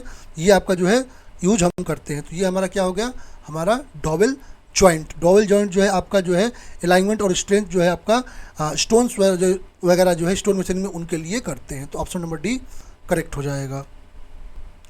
नेक्स्ट क्वेश्चन करें, which of the following type of glass fibre is most commonly use for reinforced in construction. कह रहा है कि आपका जो इनमें से कौन सा ग्लास फाइबर है जिसका मोस्ट कॉमनली हम रेनफोर्समेंट के लिए अपने कंस्ट्रक्शन में यूज करते हैं। यदि हम ई ग्लास या इलेक्ट्रिकल ग्लास की बात करते हैं तो ये आपका मोस्ट कॉमनली ग्लास होता है, ठीक है, टाइप ऑफ ग्लास होता है आपका फाइबर रेनफोर्समेंट का, जो कि हम कंस्ट्रक्शन में यूज में लाते हैं, ठीक है। इसको मेनली हम FRP में यूज करते हैं, ठीक है। ए ग्लास की यदि हम बात करते हैं जिसको एल्कली ग्लास कहते हैं, ये आपका लोअर केमिकल रेजिस्टेंस होने के कारण इसको हम यूज नहीं कर सकते हैं। सी ग्लास जो कि आपका बेटर केमिकल रेजिस्टेंस होता है, ठीक है, इसका हम यूज हम कोरोजिव इन्वायरमेंट्स वगैरह जो है जहाँ पर उनमें यूज करते हैं। एस ग्लास की बात करते हैं तो यहाँ पर हाई स्ट्रेंथ होता है और स्टिफनेस आपका जो है यहाँ पर ई ग्लास से ज़्यादा होता है, बट ये बहुत ज़्यादा एक्सपेंसिव होता है। इसका यूज हम एरो स्पेस या हाई परफॉर्मेंस एप्लीकेशन में करते हैं। यहाँ सही ऑप्शन हो जाएगा option number D, E glass. Next question करें, which structural elements is placed directly above a window to bear the load of wall above. करा इनमें से कौन सा स्ट्रक्चरल एलिमेंट है जिसको हम विंडो के ऊपर जो है बनाते हैं, जिससे ऊपर का जो लोड है उसको जो है ये आपका रोक सके या उसको आपका जो है बियर कर सके। तो आपने घरों में लिंटल को देखा होगा, लिंटल हम एक प्रकार का हॉरिजॉन्टल आपका स्ट्रक्चरल मेंबर होता है जो कि डोर या विंडोज़ के ऊपर हम या ओपनिंग के ऊपर से हम बनाते हैं, जो कि वॉल लोड को कैरी करता है उसके ऊपर का, ठीक है। और ये आपका स्ट्रेस कंसंट्रेशन और क्रैकिंग वगैरह जो टॉप ओपनिंग की होती है उसको प्रिवेंट करता है। सही ऑप्शन क्या हो जाएगा यहाँ पर, ये हो जाएगा lintel, option number C correct हो जाएगा। नेक्स्ट क्वेश्चन हमारा आपका कंक्रीट टेक्नोलॉजी से है। कह रहे what is good practice to follow when mixing concrete in hot weather. कह रहे कि हॉट वेदर में यदि हम कंक्रीट की मिक्सिंग कर रहे हैं, यहाँ पर सबसे अच्छा गुड प्रैक्टिस क्या है जिसको हम फॉलो कर सकते हैं। हॉट वेदर कंक्रीटिंग की बात करते हैं तो वहाँ पर हाई एम्बिएंट टेम्परेचर देखते हैं, ठीक है, हाई कंक्रीट टेम्परेचर और लो रिलेटिव ह्यूमिडिटी होती है, ठीक है, एंड हाई विंड स्पीड जो होती है जो कि यूज करते हैं वहाँ पर कंक्रीट को जो है अपना मिक्स करने के लिए, ठीक है, जिससे हमारा मॉइस्चर लॉस ज़्यादा ना हो, ठीक है। अब यहाँ पर कुछ प्रिकॉशंस हम ध्यान में रखते हैं। जब हॉट वेदर कंक्रीटिंग के पहला एग्रीगेट्स के लिए यदि हम बात करते हैं तो एग्रीगेट्स को हम क्या करते हैं, हम शेड वगैरह में रखते हैं, ठीक है। हॉट वेदर कंक्रीटिंग में हम हमारे जो एग्रीगेट्स हैं उनको शेड्स वगैरह में जो है स्टोर करके रखते हैं और उस पर वाटर की स्प्रिंकलिंग जो है आपका करते रहते हैं, ठीक है, जिससे आपका जो है उसमें जो है हाई टेम्परेचर पर भी जो है उसमें थोड़ा सा मॉइस्चर बना रहे, ठीक है। कई जगह जो है हम स्प्रे कूल एयर भी यूज वहाँ पर करते हैं। वाटर की बात करते हैं तो हम मिक्सिंग वाटर टेम्परेचर यूज करते हैं, जिससे बर्फ़ वगैरह उसमें यूज कर सकते हैं जिससे वाटर आपका ठंडा रहे, तो ये भी हमको यहाँ पर प्रिवेंट, ठीक है। और हम प्रोडक्शन जब करते हैं तो वहाँ पर ध्यान रखना ये चाहिए कंट्रोल का टेम्परेचर का कि वहाँ पर 40 डिग्री से कम आपका जो है प्लेसमेंट के साइड टेम्परेचर होना चाहिए, तो इन सब को ध्यान रखते हैं, ठीक है। तो हम कोल्ड वाटर का यूज कर सकते हैं अपने टेम्परेचर को अपने मिक्स में रिड्यूस करने के लिए, तो ऑप्शन नंबर डी करेक्ट हो जाएगा। नेक्स्ट क्वेश्चन करें which of the following statement is not true with respect to chemical grouting. कह रहा है इनमें से जो है केमिकल ग्राउटिंग के लिए कौन सा स्टेटमेंट सही नहीं है। कह रहा है does not require a high level of skill for application. नहीं, केमिकल ग्राउटिंग की बात करते हैं, यहाँ पर क्या करते हैं हमारे जो स्ट्रक्चर में वॉइड्स या गैप्स होते हैं उसको हम क्या करते हैं केमिकल्स के द्वारा, केमिकल कंपाउंड के द्वारा फिल करते हैं, ठीक है। लेकिन इसको काम करने के लिए जो है ना आपको हाई स्किल जो है लेबर चाहिए जिससे प्रॉपर एप्लीकेशन हो सकता है, तो हाई स्किल की ज़रूरत यहाँ पर पड़ती है, तो ऑप्शन नंबर ए ही जो है आपका ट्रू नहीं है, बाकी सारे सही हैं। नेक्स्ट क्वेश्चन करें इन structural application what is the potential drawback of using high performance concrete. करें स्ट्रक्चरल एप्लीकेशंस में हमारा जो हाई परफॉर्मेंस कंक्रीट यूज करते हैं वहाँ पर प्रॉब्लम क्या होती है। अब समझिएगा, जब हाई परफॉर्मेंस कंक्रीट की बात करते हैं तो वहाँ पर क्या होता है, हाई परफॉर्मेंस कंक्रीट में आपका जो है या तो लो सिंकेज होगा, लो परमिबिलिटी और high modulus of plasticity, high strength होता है। अब यहाँ प्रॉब्लम क्या होता है कि यहाँ पर हम वाटर सीमेंट रेशियो जो होती है ना उसको हम डिक्रीज करते हैं, ज़्यादा वाटर सीमेंट रेशियो को डिक्रीज करते हैं, वर्केबिलिटी पे इम्पैक्ट पड़ता है। इसका मतलब वहाँ पर जब हम कॉम्पेक्शन करते हैं ना तो वहाँ पर डिफ़िकल्टी होती है, प्रॉपर कॉम्पेक्शन में हाई स्टिफनेस के कारण प्रॉपर कॉम्पेक्शन में वहाँ पर जो है प्रॉब्लम आती है। ये हाई परफॉर्मेंस कंक्रीट का एक प्रॉब्लम होता है, ठीक है। तो यहाँ सही ऑप्शन क्या होगा, difficulty in achieving proper compaction due to high stiffness. Next question कह रहा है आपका a good average value of crushing strength of aggregate suitable for concrete is. कह रहा है आपका जो है गुड एवरेज वैल्यू को कह रहा है क्रशिंग स्ट्रेंथ का जो है of aggregate suitable for concrete, concrete के लिए कह रहा है। तो यदि हम good average value crushing strength की बात करते हैं वो आपको 100 to 300 MP आपके होता है कंक्रीट के लिए। सही ऑप्शन क्या हो जाएगा, ऑप्शन नंबर डी, ठीक है। चलते हैं नेक्स्ट क्वेश्चन पे। कह which of the following water proofing method is often used for external surface of concrete structure. कह रहे इनमें से कौन सा वाटर प्रूफिंग मेथड है जिसका यूज हम एक्सटर्नल सरफेस जो है कंक्रीट स्ट्रक्चर का उसके लिए यूज करते हैं। अब यहाँ पर समझिए बहुत सारे टेक्निक हैं जिनका यूज हम अपने डैम्पनेस जो है उसको डिफेक्ट को अपना रिड्यूस करने के लिए करते हैं, ठीक है। इसमें मेम्ब्रेन्स डैम प्रूफिंग और डैम प्रूफिंग कोर्स होता है, इंटीग्रल डैम प्रूफिंग ट्रीटमेंट होता है, वाटर प्रूफ और डैम प्रूफ स्ट्रक्चर ट्रीटमेंट होता है, गंटिंग शॉर्ट कंक्रीट या शॉर्टक्रीट होता है, कैविटी वॉल कंस्ट्रक्शन या होलो वॉल्स का कंस्ट्रक्शन करते हैं, सीमेंटेशन प्रोसेस होता है, ठीक है।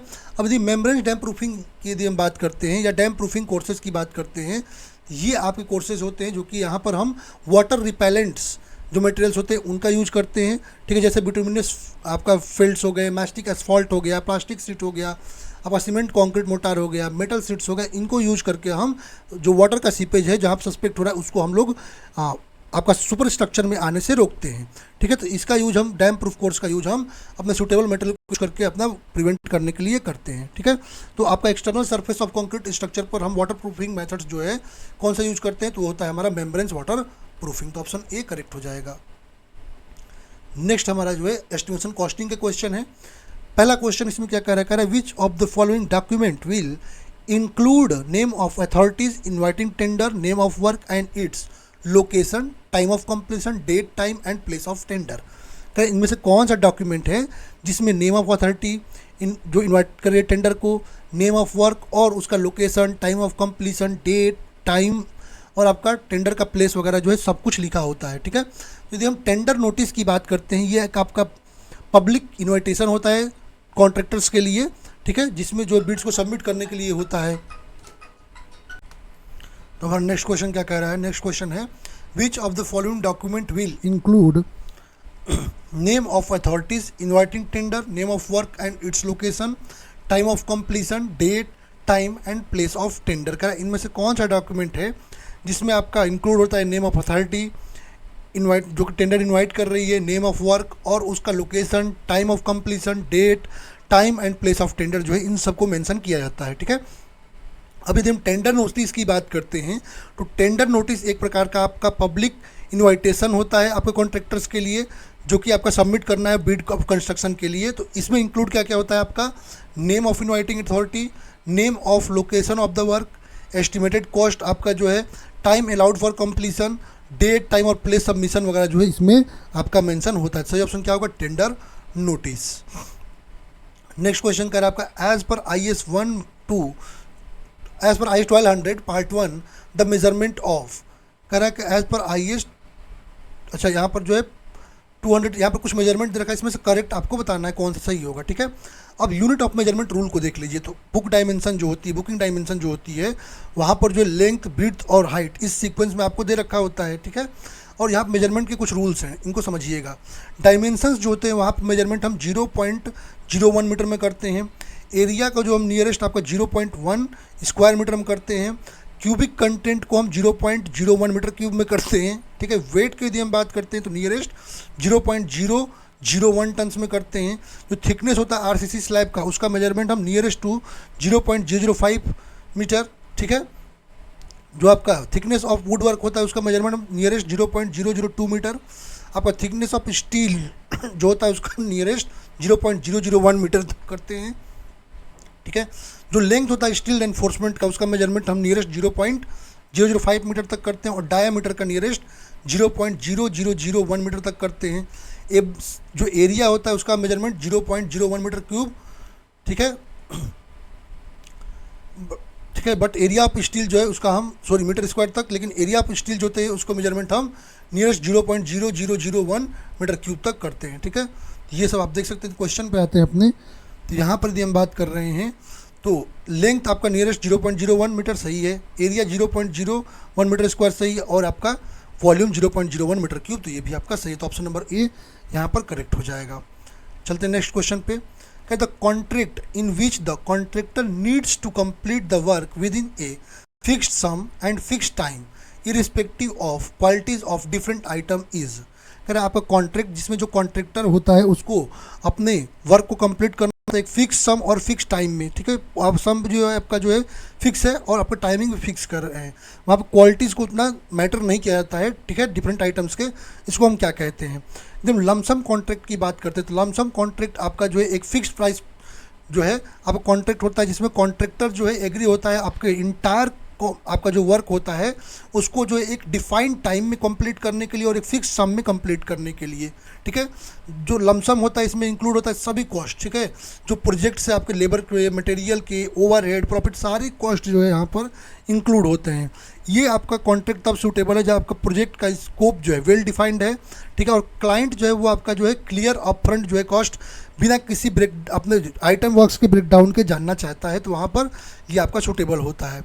आइटम रेट कॉन्ट्रैक्ट की बात करते हैं तो आइटम रेट कॉन्ट्रैक्ट में आपको जो प्रत्येक आपका इंडिविजुअल आइटम है वर्क में उसका आपको रेट बताना पड़ता है, और यहाँ पर जो कॉन्ट्रैक्टर है वो आपका जो है एक स्पेसिफिक रेट टाइप का जो है वर्क में जो है अपना मटेरियल्स को यूज करता है, बाद में उसको मल्टीप्लाई कर लेता है क्वांटिटी से, क्वालिटी से, जो क्वांटिटीज होती है उसको मल्टीप्लाई कर लेता है और रेट निकाल लेता है। ठीक है, शेड्यूल्ड की यदि हम बात करते हैं कॉन्ट्रैक्ट, शेड्यूल कॉन्ट्रैक्ट की यदि हम बात करते हैं, यहाँ पर जो रेट होते हैं वेरियस आइटम वर्क्स के वो प्रीडिटरमाइंड होते हैं और एक शेड्यूल पहले से प्रोवाइड किया जाता है, उसके अंडर ही आपका पूरा वर्क होता है। ठीक है, यहाँ पर कह रहा है आपका फिक्स है तो ये आपका lump sum contract, option number A correct हो जाएगा। चलते नेक्स्ट क्वेश्चन पे। क्या the plinth area of A building in is measured eight which level, कह रहा है प्लिंथ एरिया जो बिल्डिंग में होती है उसको हम किस लेवल तक मेजर करते हैं। प्लिंथ एरिया की यदि हम बात करते हैं, यहाँ पर कवर्ड बिल्टअप एरिया होता है जिसका मेजरमेंट हम फ्लोर लेवल तक करते हैं किसी भी स्टोरी का, ठीक है, ग्राउंड फ्लोर लेवल तक। तो ऑप्शन नंबर बी यहाँ पर करेक्ट हो जाएगा। चलते हैं नेक्स्ट क्वेश्चन पे।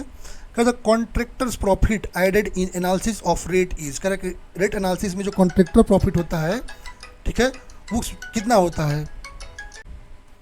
नेक्स्ट हमारा क्वेश्चन क्या कह रहा है, नेक्स्ट क्वेश्चन कह रहा है the contractor profit added in analysis of rate is, कह रहा है रेट एनालिसिस में जो कॉन्ट्रैक्टर का प्रॉफिट ऐड होता है वो कितना होता है, ठीक है। तो यहाँ पर यदि हम रेट एनालिसिस की कुछ बात करें, कंसिडरेशन की, यदि हम एक्सपेंसेस की बात करते हैं तो कॉन्टीजेंसीज जो होती है वो 3 to 5% होती है। कॉन्ट्रैक्टर वर्क एस्टेब्लिशमेंट जो है आपका 1.5 to 2% होता है। टूल एंड मशीनरी आपका 1 to 1.5% होता है। कॉन्ट्रैक्टर प्रॉफिट 10% होता है और डिपार्टमेंटल प्रॉफिट आपका 10 to 15% होता है। तो यहाँ पर सही ऑप्शन क्या हो जाएगा, तो option number B 10% of total material cost. Next question कह रहा है the cubic metre rate are 3000 per cubic meter for stone ballast, 2000 per cubic meter for a coarse sand and 10,000 per cubic meter for cement. For production of 10 meter cube of 1:3:6 cement concrete, the cost will be, कह रहा है कि आपका जो है पर cubic metre cost जो है आपका 3000 पर क्यूबिक मीटर स्टोन बैलास्ट के लिए है, 2000 आपका जो है cubic metre for coarse sand के लिए और 10,000 आपका जो सीमेंट के लिए है। का 10 मीटर क्यूब का यदि आपको कॉन्क्रीट सीमेंट कॉन्क्रीट 1:3:6 रेशियो को बनाना है तो कह रहा है कॉस्ट आपका क्या आ जाएगा नियरेस्ट 1000 में, ठीक है। अब यहाँ पर देखिए यदि हम 1 metre cube of wet concrete की बात करते हैं तो अब क्या होता है 1.52 मीटर क्यूब ड्राई कॉन्क्रीट होता है। 10 मीटर क्यूब की बात करेंगे तो कितना हो जाएगा, 10 से मल्टीप्लाई करेंगे तो 15.2 मीटर क्यूब हो जाएगा। रेशियो दे रखा है 1:3:6, तो वॉल्यूम ऑफ सीमेंट क्या हो जाएगा 1 बाई स्क्वायर कर दीजिए 10 इंटू 15.2 तो करेंगे तो 1.52 मीटर क्यूब आ जाएगा। सैंड का यदि हम 3/10 करते हैं 3 है और 10 करेंगे तो कितना आ जाएगा आपका 4.56 मीटर क्यूब आ जाएगा। स्टोन बैलास्ट करेंगे तो 6 और बाई 10 तो कितना हो जाएगा 15.2 से मल्टीप्लाई कीजिए 9.12 मीटर क्यूब हो जाएगा। आप कॉस्ट कैलकुलेशन कर लीजिए। सीमेंट का 10,000 से कर लीजिए तो आपको 1.5 इंटू 10,000 तो आपका लगभग 15,200 आएगा। सैंड का 4.56 का 2,000 से कर लीजिए तो 9,120 आएगा। स्टोन बैलास्ट का 9.12 का 3,000 से कर लीजिए तो 27,360 आएगा। अब टोटल कॉस्ट जोड़ेंगे तो आपका आ जाएगा 2,51,680, तो लगभग 51 के करीब आ रहा है। तो आपका ऑप्शन डी करेक्ट हो जाएगा, ठीक है। चलते नेक्स्ट क्वेश्चन पे। कह रहा the ratio of total covered area of all floors to the area of the plot on which building is to be known as, कह रहा जो total covered area of all floors to the area of plot जो होता है उसका ratio क्या कहलाता है। तो फ्लोर एरिया रेशियो जो आपका रेशियो होता है बिल्डिंग्स का टोटल एरिया ले लेते हैं to the size of piece of land जिस पर बिल्डिंग आपका बना है, तो वो होता है फ्लोर एरिया रेशियो। तो ऑप्शन नंबर सी करेक्ट हो जाएगा। नेक्स्ट क्वेश्चन का in which of the following types of estimate for building will the running metre cost of wall be required. अब ये क्वेश्चन एसएससी में भी आया था, कई बच्चे कंफ्यूज थे, ठीक है, एसएससी में भी आया था और बिल्कुल सही है। जो अप्रॉक्सीमेट मेथड होता है जिसको हम बजट मेथड भी कहते हैं, जो कि एक प्रिलिमिनरी एस्टीमेट होता है, यहाँ पर इस एस्टीमेट में जो इनिशियल प्रोजेक्ट जो है उसका कॉस्ट को हम कैलकुलेट करते हैं, ठीक है। और यहाँ पर यदि हम बात करते हैं तो इस मेथड में हम अपना जो मेजरमेंट करते हैं, ठीक है, वो हम अप्रॉक्सीमेट क्वांटिटी का करते हैं, ठीक है। ये आपका जो running metre of wall cost जो होता है वो आपका अप्रॉक्सीमेट क्वांटिटी मेथड में आता है, तो ऑप्शन डी करेक्ट हो जाएगा। नेक्स्ट क्वेश्चन आपका जो है सॉइल मैकेनिक्स से है। पहला क्वेश्चन कर what is the optimum moisture content range for compactive cohesive soil as per IS 2720 part 8 1983। तो कह रहा है कि आपका ऑप्टिमम मॉइस्चर कंटेंट कह रहा है किसके लिए, कोहेसिव सॉइल के लिए एज पर IS 2720 पार्ट 8 1983, ठीक है। तो यदि हम अमाउंट ऑफ वाटर जो हमारा मिक्स होता है यदि हम बात करते हैं ये आपका वेरी करता है अंडर टेस्ट आपका सॉइल के अकॉर्डिंग, ठीक है। डिफरेंट सॉइल के डिफरेंट मॉइस्चर कंटेंट होता है। जैसे सैंडी और ग्रेवली सॉइल है तो मॉइस्चर कंटेंट आपका 3 to 5% सूटेबल हो जाएगा। कोहेसिव सॉइल के लिए मॉइस्चर कंटेंट आपका 12 to 16% से बिलो जो होता है वो आपका सूटेबल होता है। सैंड के लिए 6 to 10, सैंड सिल्टी और सिल्ट सैंड के 8 to 12, सिल्टी के लिए 12 से 16 और क्ले के लिए 14 to 20। तो यहाँ सही ऑप्शन क्या हो जाएगा आपका 12 to 16%, तो ऑप्शन सी करेक्ट हो जाएगा। नेक्स्ट क्वेश्चन का the plastic limit of soil is 20% and liquid limit is 15%। If it's flow index is 30% find the value of toughness index of soil. तो लिक्विड लिमिट दे रखा है 40%, plastic limit दे रखा है आपको 20%, flow index आपका 30 दे रखा है। प्लास्टिक इंडेक्स क्या हो जाएगा, liquid limit minus plastic limit निकाल लीजिए, कितना जाएगा 50 - 20 आपका 30%। टफनेस इंडेक्स निकाल लीजिए, plastic index by flow index निकालेंगे, 30/30 करेंगे तो 1 आ जाएगा। अब सही ऑप्शन क्या हो जाएगा आपका, ऑप्शन नंबर ए करेक्ट हो जाएगा। चलते हैं नेक्स्ट क्वेश्चन पे। कह रहा है if A V is the area of voids in cross section and A is total area of cross section, the relation between seepage velocity and super critical velocity is correctly present as. तो यदि हम बात करते हैं आपका, यदि हम ये आपका रिलेशन पूछ रहा है ना, तो आपका Q इक्वल टू क्या होता है, ए भी, ठीक है। जो जहाँ पर ए भी के यदि हम बात करते हैं एरिया ऑफ वाइड्स है, ठीक है, इन क्रॉस सेक्शनल एरिया की यदि हम बात करते हैं, ठीक है, टोटल क्रॉस सेक्शनल एरिया में, और हमारा जो है VS की यदि हम बात करते हैं सुपर क्रिटिकल वेलोसिटी है, तो ये आपका रेशियो, तो इसको यदि सॉल्व करेंगे तो ये आता है ए भी इक्वल टू ए भी इंटू VS अपॉन ए, ये आपका रेशियो देखने को मिलता है। तो ऑप्शन नंबर डी करेक्ट हो जाएगा। नेक्स्ट क्वेश्चन का raft foundation are recommended when, कह रहा है कि राफ्ट फाउंडेशन का कब हम रिकमेंड करते हैं। तो राफ्ट फाउंडेशन आपका जनरली थिक कंक्रीट स्लैब होता है, जो कि लार्ज एरिया ऑफ सॉइल पर जो है आपका होता है, जो कि रेनफोर्स्ड स्टील रॉड से बना होता है, ठीक है। और ये आपको कॉलम्स या वॉल को जो है आपका सपोर्ट करता है और लोड जो होती है उसको सॉइल में ट्रांसफ़र करता है। राफ्ट फाउंडेशन के लिए कंडीशन क्या है, आपका सॉइल लो बेरिंग कैपेसिटी का होता है, लोड ऑफ स्ट्रक्चर आपका डिस्ट्रीब्यूटेड होता है ओवर लार्ज एरिया होता है, ठीक है। और आपका इंडिविजुअल और एनी फाउंडेशन और वुड आपका जो है कवरअप जो होता है approximately 50% of total ground area का होता है बीनीथ स्ट्रक्चर, ठीक है। जहाँ पर stress on the soil reduce हो जाता है, ठीक है। और यहाँ पर बेसमेंट होता है वो कंस्ट्रक्ट किया जाता है, ठीक है। और डिफरेंशियल सेटलमेंट जो है यहाँ पर इंडिविजुअल फुटिंग के लिए देखने को मिलता है। तो यहाँ पर डिफरेंशियल सेटलमेंट आपका मिनिमाइज हो जाता है, ठीक है, बहुत कम यहाँ पर होता है। नेक्स्ट क्वेश्चन कर रहा है even when the normal forces are reduced to zero, some part of shear strength is still left on the soil, this strength is due to। अब ये क्वेश्चन में डाउट है, जब आप मुनि बुद्धू करके बुक है, ठीक है, सॉइल की मुनि बुद्धू करके बुक है, उसमें जाएंगे तो ये स्टेटमेंट डायरेक्ट इस बुक में मिलेगा, ठीक है। जब आपका नॉर्मल फोर्स जीरो कहता है कि आपका जो है अपरेंट कोहेशन की यदि हम बात करते हैं, वहाँ पर shear आपका जीरो हो जाता है इफेक्टिव स्ट्रेस के, जीरो हो जाता है आपका नॉर्मल इफेक्टिव स्ट्रेस के। तो उस बुक डायरेक्टली ये दे रखा है। ये किसके लिए सही होगा, तो ये हो जाएगा आपका ऑपरेंट कोहेजन के लिए, ऑप्शन ए करेक्ट हो जाएगा।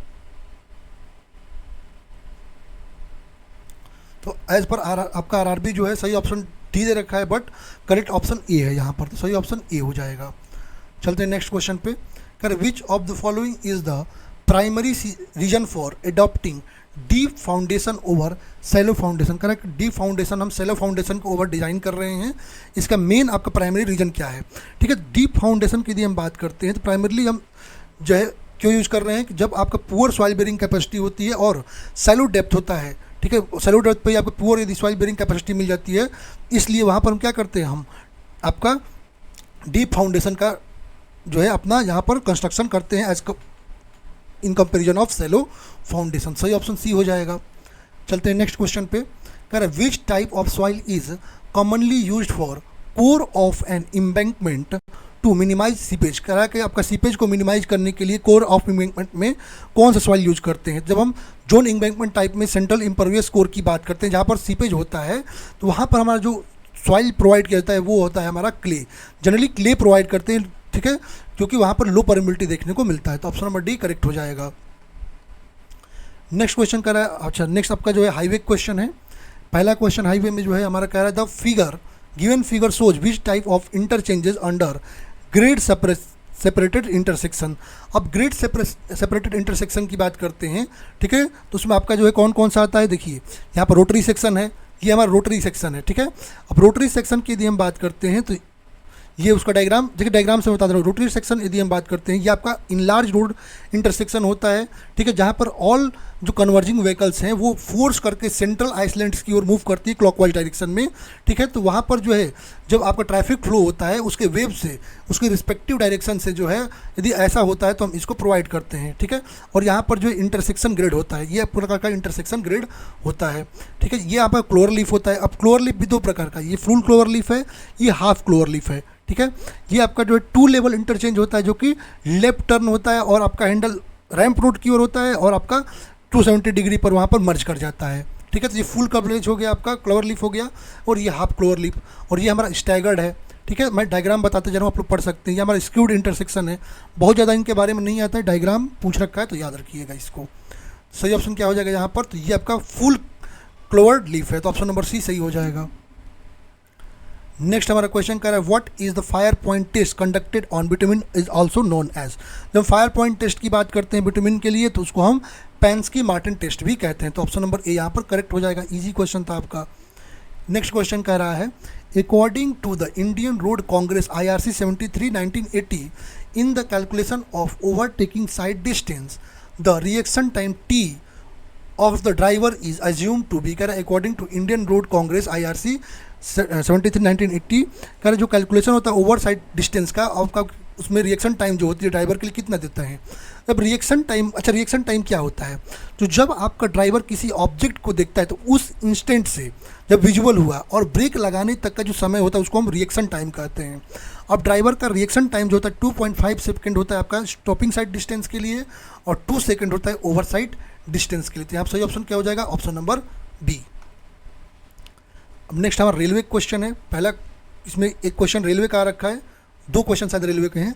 कह रहे which of the following is one of the standard gauge used in Indian railways for broad gauge tracks. कह रहा ब्रॉड गेज ट्रैक्स के लिए इंडिया में कौन सा स्टैंडर्ड गेज यूज करते हैं। अच्छा गेज की यदि हम बात करते हैं, ठीक है, तो रेलवे गेज की यदि हम बात करते हैं क्या होता है, जो आपका डिस्टेंस होता है आपका inner sides of 2 tracks of railway line उसको हम कहते हैं गेज। अब ये गेज आपके 4 टाइप्स के होते हैं इंडिया में, ब्रॉड गेज है, मीटर गेज है, नैरो गेज है और स्टैंडर्ड गेज है। ब्रॉड गेज की बात करते हैं तो इसको जो है वाइड गेज भी कहते हैं, ठीक है। डिस्टेंस जो है आप 2 ट्रैक्स का जो इस गेज में होता है इंडियन रेलवेज में वो आपको 1676 mm होता है, जो कि 1.676 मीटर हो जाता है। स्टैंडर्ड गेज में आपका जो डिस्टेंस होता है वो आपका 1435 mm हो जाता है। मीटर गेज में ये आपका डिस्टेंस जो होता है आपका 1000 मीटर हो जाता है, मीटर है ये, सॉरी mm है, 1000 mm हो जाता है, ठीक है। और नैरो गेज में आपका जो है 762 mm और आपका 610 mm होता है, ठीक है। तो यहाँ पर सही ऑप्शन क्या हो जाएगा, तो option number B 1676 mm। Next question करा what is the primary function of a fish plate in rail joints. करा रेल जॉइंट्स में फिश प्लेट का प्राइमरी फंक्शन क्या है, ठीक है। अब फिश प्लेट की बात करते हैं तो ये किसके लिए यूज़ किए जाते हैं, रेल में कॉन्टिन्यूटी को मेंटेन रखने के लिए। जैसे एक ट्रैक आपका जो है एक रेल ख़त्म तो कॉन्टिन्यूटी के लिए जब हम दूसरा रेल उसमें जोड़ेंगे तो उसके लिए हम फिश प्लेट का यूज करते हैं, ठीक है। ये आपका एडजॉइनिंग का काम करता है, ठीक है। ये आपका जो है स्ट्रेस जो आपका लेटरल या वर्टिकल बेंडिंग का आता है उसको विदाउट जो है डिस्टॉर्शन के आपका बियर करता है। ये आपका अलाउ करता है expansion and contraction of rail और ये आपका वियर को रेसिस्ट भी करता है। तो ये रहा आपका फिश प्लेट। तो सही ऑप्शन क्या हो जाएगा, तो 2 जॉइंट्स 2 रेल टुगेदर, तो ऑप्शन नंबर सी करेक्ट हो जाएगा। तो ये हमारा रेलवे क्वेश्चन आया है। एक और ये भी क्वेश्चन है, कह रहा विच of the following best explains Y rail transport is preferred over road transport for bulk goods movement. कह रहा है कि बल्क गुड मूवमेंट्स के लिए हम रेल ट्रांसपोर्ट का यूज करते हैं, अपने सबसे ज़्यादा प्रेफर करते हैं as compare to road transport. ये क्यों करते हैं, एक्चुअली हम करते हैं क्योंकि जो आपका रेल ट्रांसपोर्ट होता है यहाँ पर लेस एनर्जी की रिक्वायरमेंट होती है, ठीक है। आपका यूनिट लोड जो होती है उसको यूनिट डिस्टेंस तक ले जाने के लिए। सही ऑप्शन बी हो जाएगा। और नेक्स्ट क्वेश्चन आपका जो है क्वेश्चन नंबर 54 आपका जो मैच, अच्छा आपका रेलवे जोन्स और उसके हेडक्वार्टर से रिलेटेड क्वेश्चन है, ठीक है। चलिए इसको देख लेते हैं। सेंट्रल रेलवे के लिए हम बात करते हैं, उसका हेडक्वार्टर कहाँ है, जोनल हेडक्वार्टर मुंबई में है। ईस्टर्न रेलवे का कोलकाता में है। ईस्ट सेंट्रल रेलवे का हाजीपुर में है। ईस्ट कोस्ट रेलवे का भुवनेश्वर में है। नॉर्दर्न रेलवे का आपका बड़ौदा हाउस न्यू दिल्ली में है। नॉर्दर्न सेंट्रल रेलवे का इलाहाबाद में है, ठीक है। आपका नॉर्दर्न ईस्टर्न रेलवे का गोरखपुर में है। नॉर्थ फ्रंटियर रेलवे का आपका मालेगांव गुवाहाटी में है। नॉर्थ ईस्टर्न रेलवे का आपका जयपुर में है। साउदर्न रेलवे का चेन्नई में है। साउथ सेंट्रल रेलवे का सिकंदराबाद में है। साउथ ईस्टर्न रेलवे का आपका कोलकाता में है। साउथ ईस्ट सेंट्रल रेलवे का बिलासपुर है। साउथ वेस्टर्न रेलवे का हुबली है। वेस्टर्न रेलवे का मुंबई CST है। और आपका जो है वेस्ट सेंट्रल रेलवे का जबलपुर है। तो ये आपको याद रहना चाहिए, इससे हर बार क्वेश्चन आपको पूछता है, ठीक है। तो यहाँ पर नॉर्दर्न रेलवे की यदि हम बात करते हैं तो अभी आपको बताया क्या मैं कि आपका न्यू दिल्ली हो जाएगा। यदि हम बात करते हैं वेस्टर्न रेलवे की यदि हम बात करते हैं तो मुंबई हो जाएगा यहाँ पर, ठीक है। ईस्टर्न रेलवे की बात करते हैं तो कोलकाता हो जाएगा और साउदर्न का आपका जो है चेन्नई हो जाएगा। तो सही ऑप्शन डी हो गया। चलते हैं नेक्स्ट क्वेश्चन पे। अब हमारा सॉलिड मैकेनिक्स मतलब आपका सोम से क्वेश्चन है, कह रहा है simply supported beam of 8 metre has 2 vertical point loads 10 kilometre at 2 metre from left zero support, 10 kilometre at 6 metre from left support, using the graphical method what is the approximate reaction at the support R A. तो ये हमारा एक प्रकार का जो है simply supported beam है, zero end कह रहा है कि यहाँ से जो है आपका जो है 2 मीटर पर 10 किलो न्यूटन है और 6 मीटर पर भी 10 किलो न्यूटन है। तो आपका समेसन ऑफ एफ वाई जो हम वर्टिकल फोर्सेस की हम बात करते हैं तो ये कितना हो जाएगा, R A plus R B कर दीजिए, कितना हो जाएगा 10 + 10 20 kilo newton. Summation of movement zero ले लेते हैं तो कितना हो जाएगा, R A into 8, R A into total 8 equal to 10 into 8 - 2 कर दीजिए प्लस 10 इंटू 8 - 6। तो आपका आर ए जो आएगा वो आपका 10 किलो न्यूटन आएगा, R A plus R B 20 दे रखा है तो आर बी आपका 10 किलो न्यूटन आएगा। और डायरेक्टली यदि ऐसा आपका जो डिस्ट्रीब्यूशन सेम डिस्टेंस पर होता है, इधर से भी 2 मीटर है इधर से भी 2 मीटर, तो R A plus R B by 2 करके वैसे भी आप लोग निकाल सकते हैं इसको। सही ऑप्शन डी हो जाएगा। नेक्स्ट क्वेश्चन चलते हैं।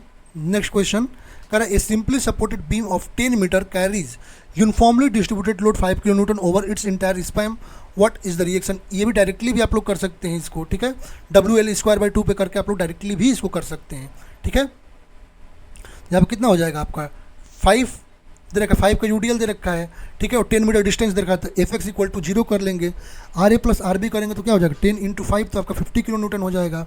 समेसन ऑफ मूवमेंट 0 हो जाएगा तो आर ए × 10 माइनस कितना 10 × 5 × 10/2 कर दीजिए तो 0, तो हम आर ए = 25 आ जाएगा। ऐसे निकालेंगे तो आपका आर बी 25 आएगा, ठीक है, तो उस तरह भी कर सकते हैं। सही ऑप्शन आपका 25 किलो न्यूटन आ जाएगा। चलते हैं नेक्स्ट क्वेश्चन पे। कह रहे which type of support allow only rotational movement but resist both horizontal and vertical forces. कह रहे कौन सा ऐसा मूवमेंट है जो कि केवल रोटेशनल मूवमेंट जो है उसको अलाउ करता है, हॉरिजॉन्टल और वर्टिकल फोर्सेस को नहीं करता है, उसको रेसिस्ट करता है। तो there are different type of support. Fix support की बात करते हैं तो ये आपका रोटेशन को अलाउ नहीं करता है, ठीक है, ये नॉट अलाउ द रोटेशन और ट्रांसलेशन मोशन दोनों को स्ट्रक्चरल मेंबर में अलाउ नहीं करता है। ये आपका रिएक्शन ऑफर करता है वर्टिकल हॉरिजॉन्टल और मूवमेंट को आपका रिएक्शन देता है। तो ये हमारा फिक्स सपोर्ट हो गया। पिन और हिंज सपोर्ट की बात करते हैं तो ये आपका रेसिस्ट करता है हॉरिजॉन्टल एंड वर्टिकल लोड्स को बट मूवमेंट को रेसिस्ट करने में अनेबल होता है, ठीक है, ये हमारा पिन सपोर्ट है। रोलर सपोर्ट की बात करते हैं तो ये आपका अनेबल होता है लेटरल लोड्स को जो है आपका जो है रेसिस्ट करने के लिए, बट ये वर्टिकल लोड्स जो होते हैं उनको जो है आपका रिएक्शन देता है, ठीक है। तो ये आपका सही ऑप्शन यदि हम बात करते हैं क्या हो जाएगा, pin support, option number C correct हो जाएगा। चलते हैं नेक्स्ट क्वेश्चन पे। कह रहे why must compression reinforcement in doubly reinforced beam is enclosed by स्टीरअप्स।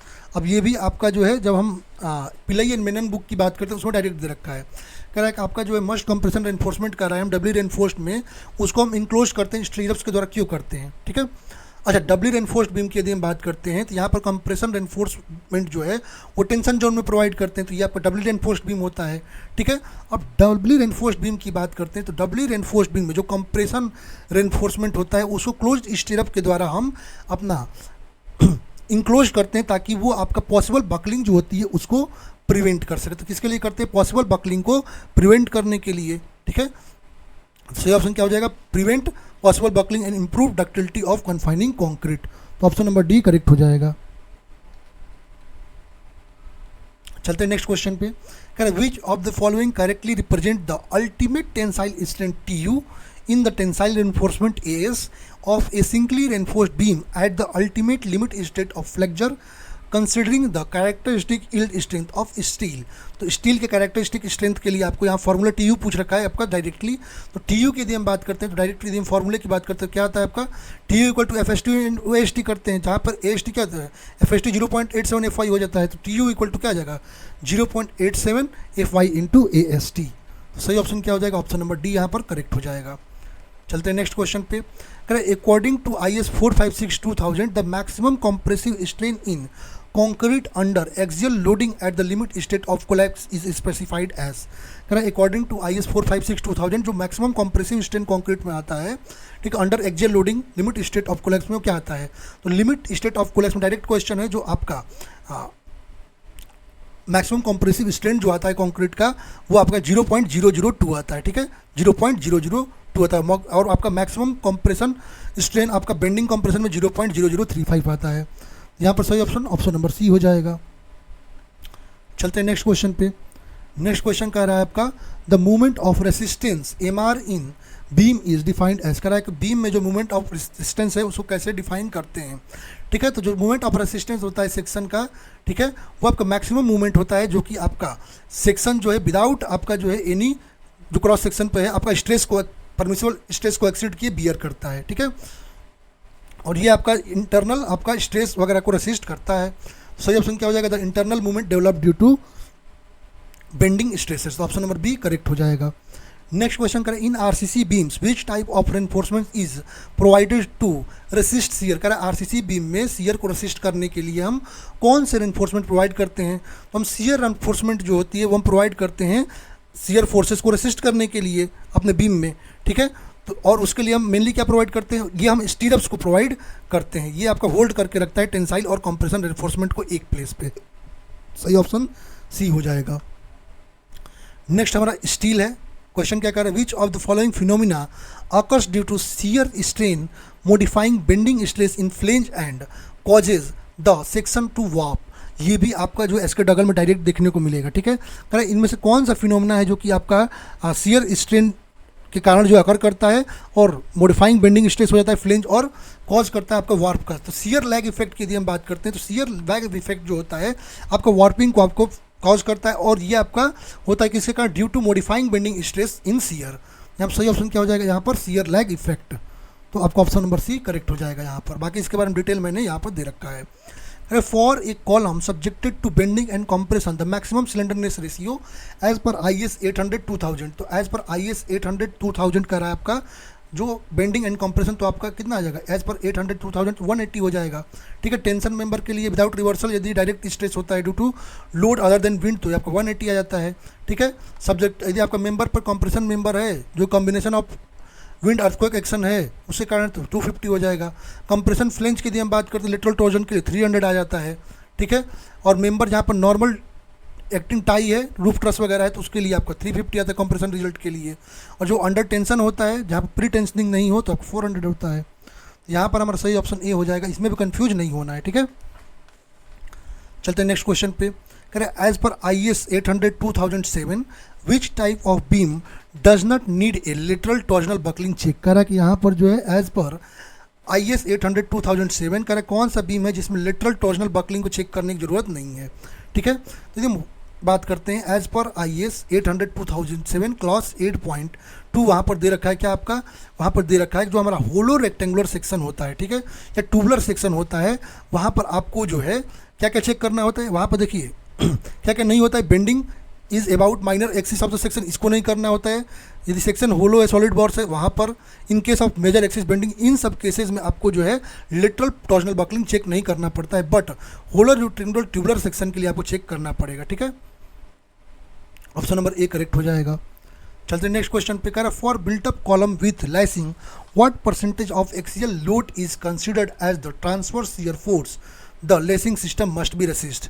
यदि हम लेसिंग सिस्टम की बात करते हैं ये रेसिस्ट करता है ट्रांसफर शियर्स को एनी पॉइंट ऑफ मेंबर पे, और ये आपका इक्वल टू होता है एटलीस्ट आपका 2.5% of axial force in the member, जितना वो बियर करता है। ठीक है, यहाँ पर सिंगल लेसिंग के लिए यदि हम बात करते हैं वहाँ पर F इक्वल टू क्या होता है V/2 sin थीटा आता है, और डबल लेसिंग के लिए पैरेलल प्लेन्स के लिए भी आपका F equal to V/4 sin theta आता है। तो कितना करता है 2.5%, तो ऑप्शन नंबर सी करेक्ट हो जाएगा। अब फ्लूइड मैकेनिक्स का क्वेश्चन है, what is the primary mechanism by which A hydraulic pump moves fluid. इनमें से कौन सा प्राइमरी आपका मैकेनिज्म होता है जिसके द्वारा हाइड्रोलिक पंप जो है आपका फ्लूइड को मूव करता है। तो यदि हम हाइड्रोलिक पंप की बात करते हैं तो वहाँ पर मेन क्या होता है, मैकेनिकल आपका जो एक्शन होता है जो कि वैक्यूम क्रिएट करता है पंप इनलेट में, जिससे एटमॉस्फेरिक प्रेशर फोर्स जो है वो फ्लूइड को ऊपर की ओर ले जाता है और वो आपका बाहर निकल के आता है। तो किसके द्वारा, वैक्यूम क्रिएट करने के द्वारा ऐसा होता है। तो ऑप्शन डी करेक्ट हो जाएगा। नेक्स्ट कह रहा है which of the following is the SI unit of specific volume. कह इनमें से स्पेसिफिक वॉल्यूम का एसआई यूनिट क्या होता है। स्पेसिफिक वॉल्यूम के यदि हम बात करते हैं क्या होता है आपका वॉल्यूम अपन मास या 1/डेंसिटी कह सकते हैं, और इसका जो एसआई यूनिट होता है क्या होता है आपका मीटर क्यूब पर केजी होता है। तो सही ऑप्शन हो जाएगा ऑप्शन नंबर ए। चलते हैं नेक्स्ट क्वेश्चन पे। कह which of the following statement is correct with respect to difference between hydrostatic and hydrodynamics. तो हाइड्रोस्टैटिक की बात करते हैं तो ये आपका फ्लूइड मैकेनिक्स का वह ब्रांच है जहाँ पर फ्लूइड आपका रेस्ट स्टेट में होता है और वहाँ पर हम फोकस करते हैं प्रेशर और फोर्स पर स्टेशनरी फ्लूइड में। आपका हाइड्रोडायनामिक्स की बात करते हैं तो यहाँ पर मोशन में हम स्टडी करते हैं, वेलोसिटी, एक्सेलरेशन वगैरह को कंसिडर करते हैं। तो क्या हो जाएगा, हाइड्रोस्टैटिक स्टडीज रेस्ट में और हाइड्रोडायनामिक मोशन में। ऑप्शन सी करेक्ट हो जाएगा। नेक्स्ट क्वेश्चन करें, which of the following equipment is essential for the well point system. करें वेल पॉइंट सिस्टम के लिए कौन सा इक्विपमेंट जो है आपका यहाँ पर जो है एसेंशियल होता है। तो जब हम वेल पॉइंट सिस्टम की बात करते हैं तो वेल पॉइंट सिस्टम में क्या होता है, वैक्यूम क्रिएट होता है और वाटर ड्रा होता है। इसका मतलब इसके लिए हम जो अपना वेल पॉइंट सिस्टम है उसके लिए हम क्या यूज कर सकते हैं, उसके लिए हम सेंट्रीफ्यूगल पंप जो है उसको यूज कर सकते हैं, क्योंकि वहाँ पर जो वैक्यूम क्रिएट होकर वाटर सक्शन के द्वारा ऊपर आता है। सही ऑप्शन डी हो जाएगा। नेक्स्ट क्वेश्चन हमारे सर्वेइंग से हैं। पहला क्वेश्चन कह रहा है, which of the following statement is are correct about the variation of magnetic declination. अब यहाँ पर क्वेश्चन में प्रॉब्लम है, क्यों, क्योंकि जब आप जो है बीसी पूनमिया सर्वेइंग ओपन करेंगे, ठीक है, तो वहाँ पर आपको देखने को मिलेगा जब फैक्टर्स जो मैग्नीट्यूड को आपको जो इन्फ्लुएंस करते हैं, तो क्या लिखता है वहाँ पर, it is more in day and less in night. Day में ज़्यादा और रात में कम। It is more in summer less in winter. It is more near magnetic poles less in equator. अब बोर्ड ने ऑप्शन क्या दे रखा है आपको, बी को करेक्ट केवल स्टेटमेंट 1, लेकिन केवल स्टेटमेंट 1 करेक्ट नहीं है। ऑप्शन डी आपका 1 और 2 दोनों करेक्ट है, 3 नहीं है, 1 और 2 आपका करेक्ट है। ऑप्शन डी यहाँ पर करेक्ट हो जाएगा। नेक्स्ट क्वेश्चन कह रहा है आपका, कह रहा है in traverse survey if the direction of the progress of survey is. अब इस क्वेश्चन में प्रॉब्लम है, dot then the angle measured in the clockwise direction are directly dot angles. अब यदि हम ट्रावर्स सर्वे की बात करते हैं और आपका जो वर्क प्रोग्रेस के डायरेक्शन में यदि हम बात कर रहे हैं ना, वर्क प्रोग्रेस की बात कर रहे हैं, ठीक है, तो यहाँ पर देखिए इस क्वेश्चन प्रॉब्लम क्या है, जब क्लॉकवाइज है तो आपका एंगल मेजर करेंगे, जब क्लॉकवाइज डायरेक्शन होगा तो क्लॉकवाइज डायरेक्शन में जब एंगल मेजर करेंगे, ठीक है, यहाँ पर जो यदि हम क्लॉकवाइज डायरेक्शन की बात करते हैं तो एंगल मेजर करेंगे, सॉरी एंटी क्लॉकवाइज करेंगे तो इंक्लूडेड एंगल आएगा, और यदि क्लॉकवाइज करेंगे तो भी इंक्लूडेड एंगल आएगा। तो इसमें बी और डी दोनों करेक्ट है इस क्वेश्चन के लिए, बी और डी दोनों करेक्ट है। तो यहाँ पर प्रॉब्लम है, बोर्ड ने जो है केवल बी दे रखा है, लेकिन यहाँ पर दोनों आपका करेक्ट है, ठीक है।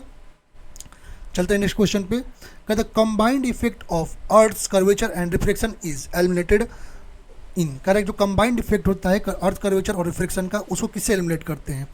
जब हम रेसिप्रोकल लेवलिंग की बात करते हैं तो रेसिप्रोकल लेवलिंग के दौरान जो एरर्स जो है उसको हम एलिमिनेट करते हैं, जिसमें आपका एरर इन इंस्ट्रूमेंट एडजस्टमेंट होता है, combined effect of earth curvature and reflection of the atmosphere होता है, और वेरिएशन इन एवरेज रिफ्लेक्शन, इनको हम लोग जो है रेसिप्रोकल लेवलिंग में एलिमिनेट करते हैं। तो ऑप्शन डी करेक्ट हो जाएगा।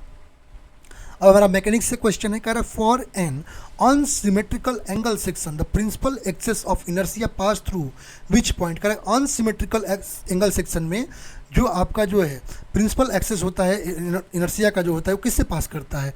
तो अनसिमेट्रिकल एंगल सेक्शन के केस में, जैसे एल सेक्शन हो गया, इस केस में जो ओरिएंटेशन होता है प्रिंसिपल एक्सिस का वो इस प्रकार से होता है कि आपका जो मैक्सिमम आपका जो है और मिनिमम मूवमेंट ऑफ इनर्शिया होता है वो एक दूसरे सेंट्रॉइड पे आपका क्या करता है, आपका इंटरसेक्ट जो है आपका जो है करता है। कहाँ पर करता है, सेंट्रॉइड ऑफ द सेक्शन पे। तो ऑप्शन डी करेक्ट हो जाएगा। करें which of the following statement about friction is correct. करें friction does not depend on nature of surface. ऐसा नहीं है, आपका सरफेस वेट है तो वहाँ पर अलग आएगा, ड्राई पे अलग आएगा। करें friction does not depend on normal reaction. नहीं, नॉर्मल रिएक्शन पे बिल्कुल डिपेंड करता है। करें friction is independent of surface is area is contact. No, surface area आपका कॉन्टेक्ट में है, आपका कैसा वेट है या ड्राई है उस पर डिपेंड करता है। तो ये आपका जो है आपका इंडिपेंडेंट होता है सरफेस एरिया इन कॉन्टेक्ट। कह रहा है आपका जो है, अच्छा ये आपका जो है सही है, ठीक है, ये आपका सही है, इंडिपेंडेंट होता है, ठीक है। कहा kinematic friction is greater than static friction. No, kinematic friction आपका जो है कम होता है स्टैटिक फ्रिक्शन। तो ये आपका सही ऑप्शन हो जाएगा। चलते नेक्स्ट क्वेश्चन पे। कह रहा है आपका which of the following factor does not effect the movement of inertia of plane lamina. अच्छा, मूवमेंट ऑफ इनर्शिया कौन कौन से फैक्टर आपका इंपैक्ट करता है। अच्छा, movement of inertia equal to क्या होता है, मास इनटू आपका जो है आर, मतलब आपका एक्सिस ऑफ रोटेशन जो डिस्टेंस होता है उसका मूवमेंट, ये दोनों तो इम्पैक्ट करेंगे ही, और शेप ऑफ द बॉडी भी इसको इम्पैक्ट करती है, ठीक है। Shape of the body different shape के लिए आपको अलग अलग मूवमेंट ऑफ इनर्शिया निकल के आता है, बट आपका एंगुलर वेलोसिटी ऑफ रोटेशन ऐसा कुछ जो है आपका जो है इसको इम्पैक्ट नहीं करता है। तो ऑप्शन नंबर डी करेक्ट हो जाएगा। नेक्स्ट क्वेश्चन करें what is the correct method to determine movement of inertia of a symmetrical T section about its centroidal axis. कह रहा है यहाँ पर जो है, कह रहा है कौन सा करेक्ट मेथड है डिटरमाइन करने का आपका movement of inertia of symmetrical T section about it centroidal axis. तो यहाँ पर करेक्ट मेथड यदि हम बात करते हैं, पैरेलल एक्सिस थ्योरम जो है ये आपको मूवमेंट ऑफ इनर्शिया को ईच सेक्शन पे आपका सेंट्रोइडल एक्सिस पर जो है आपका जो है मेजर करने के लिए यूज में लाया जाता है, ठीक है। यहाँ पर सही ऑप्शन क्या हो जाएगा, use of parallel axis theorem to sum the moment of inertia of the flange and web. Option number A correct हो जाएगा। नेक्स्ट क्वेश्चन करा, according to the parallelogram law of force the resultant of two forces acting at an angle to each other is represented by. ठीक है, तो यहाँ पर यदि हम बात करते हैं लॉ ऑफ पैरेललोग्राम की, जो होता है वो क्या कहता है, लॉ ऑफ पैरेललोग्राम कहता है कि आपका जो है यदि दो फोर्सेस किसी एक पॉइंट पर एक्ट कर रहे हैं तो उनके मैग्नीट्यूड को जो है हम पैरेललोग्राम में जो है एज ए रिजल्टेंट जो है हम डायगोनल पर दिखा सकते हैं। तो यही होता है। तो यहाँ पर सही ऑप्शन क्या हो जाएगा आपका, the diagonal of parallelogram form by two forces. ठीक है, एक सेकंड।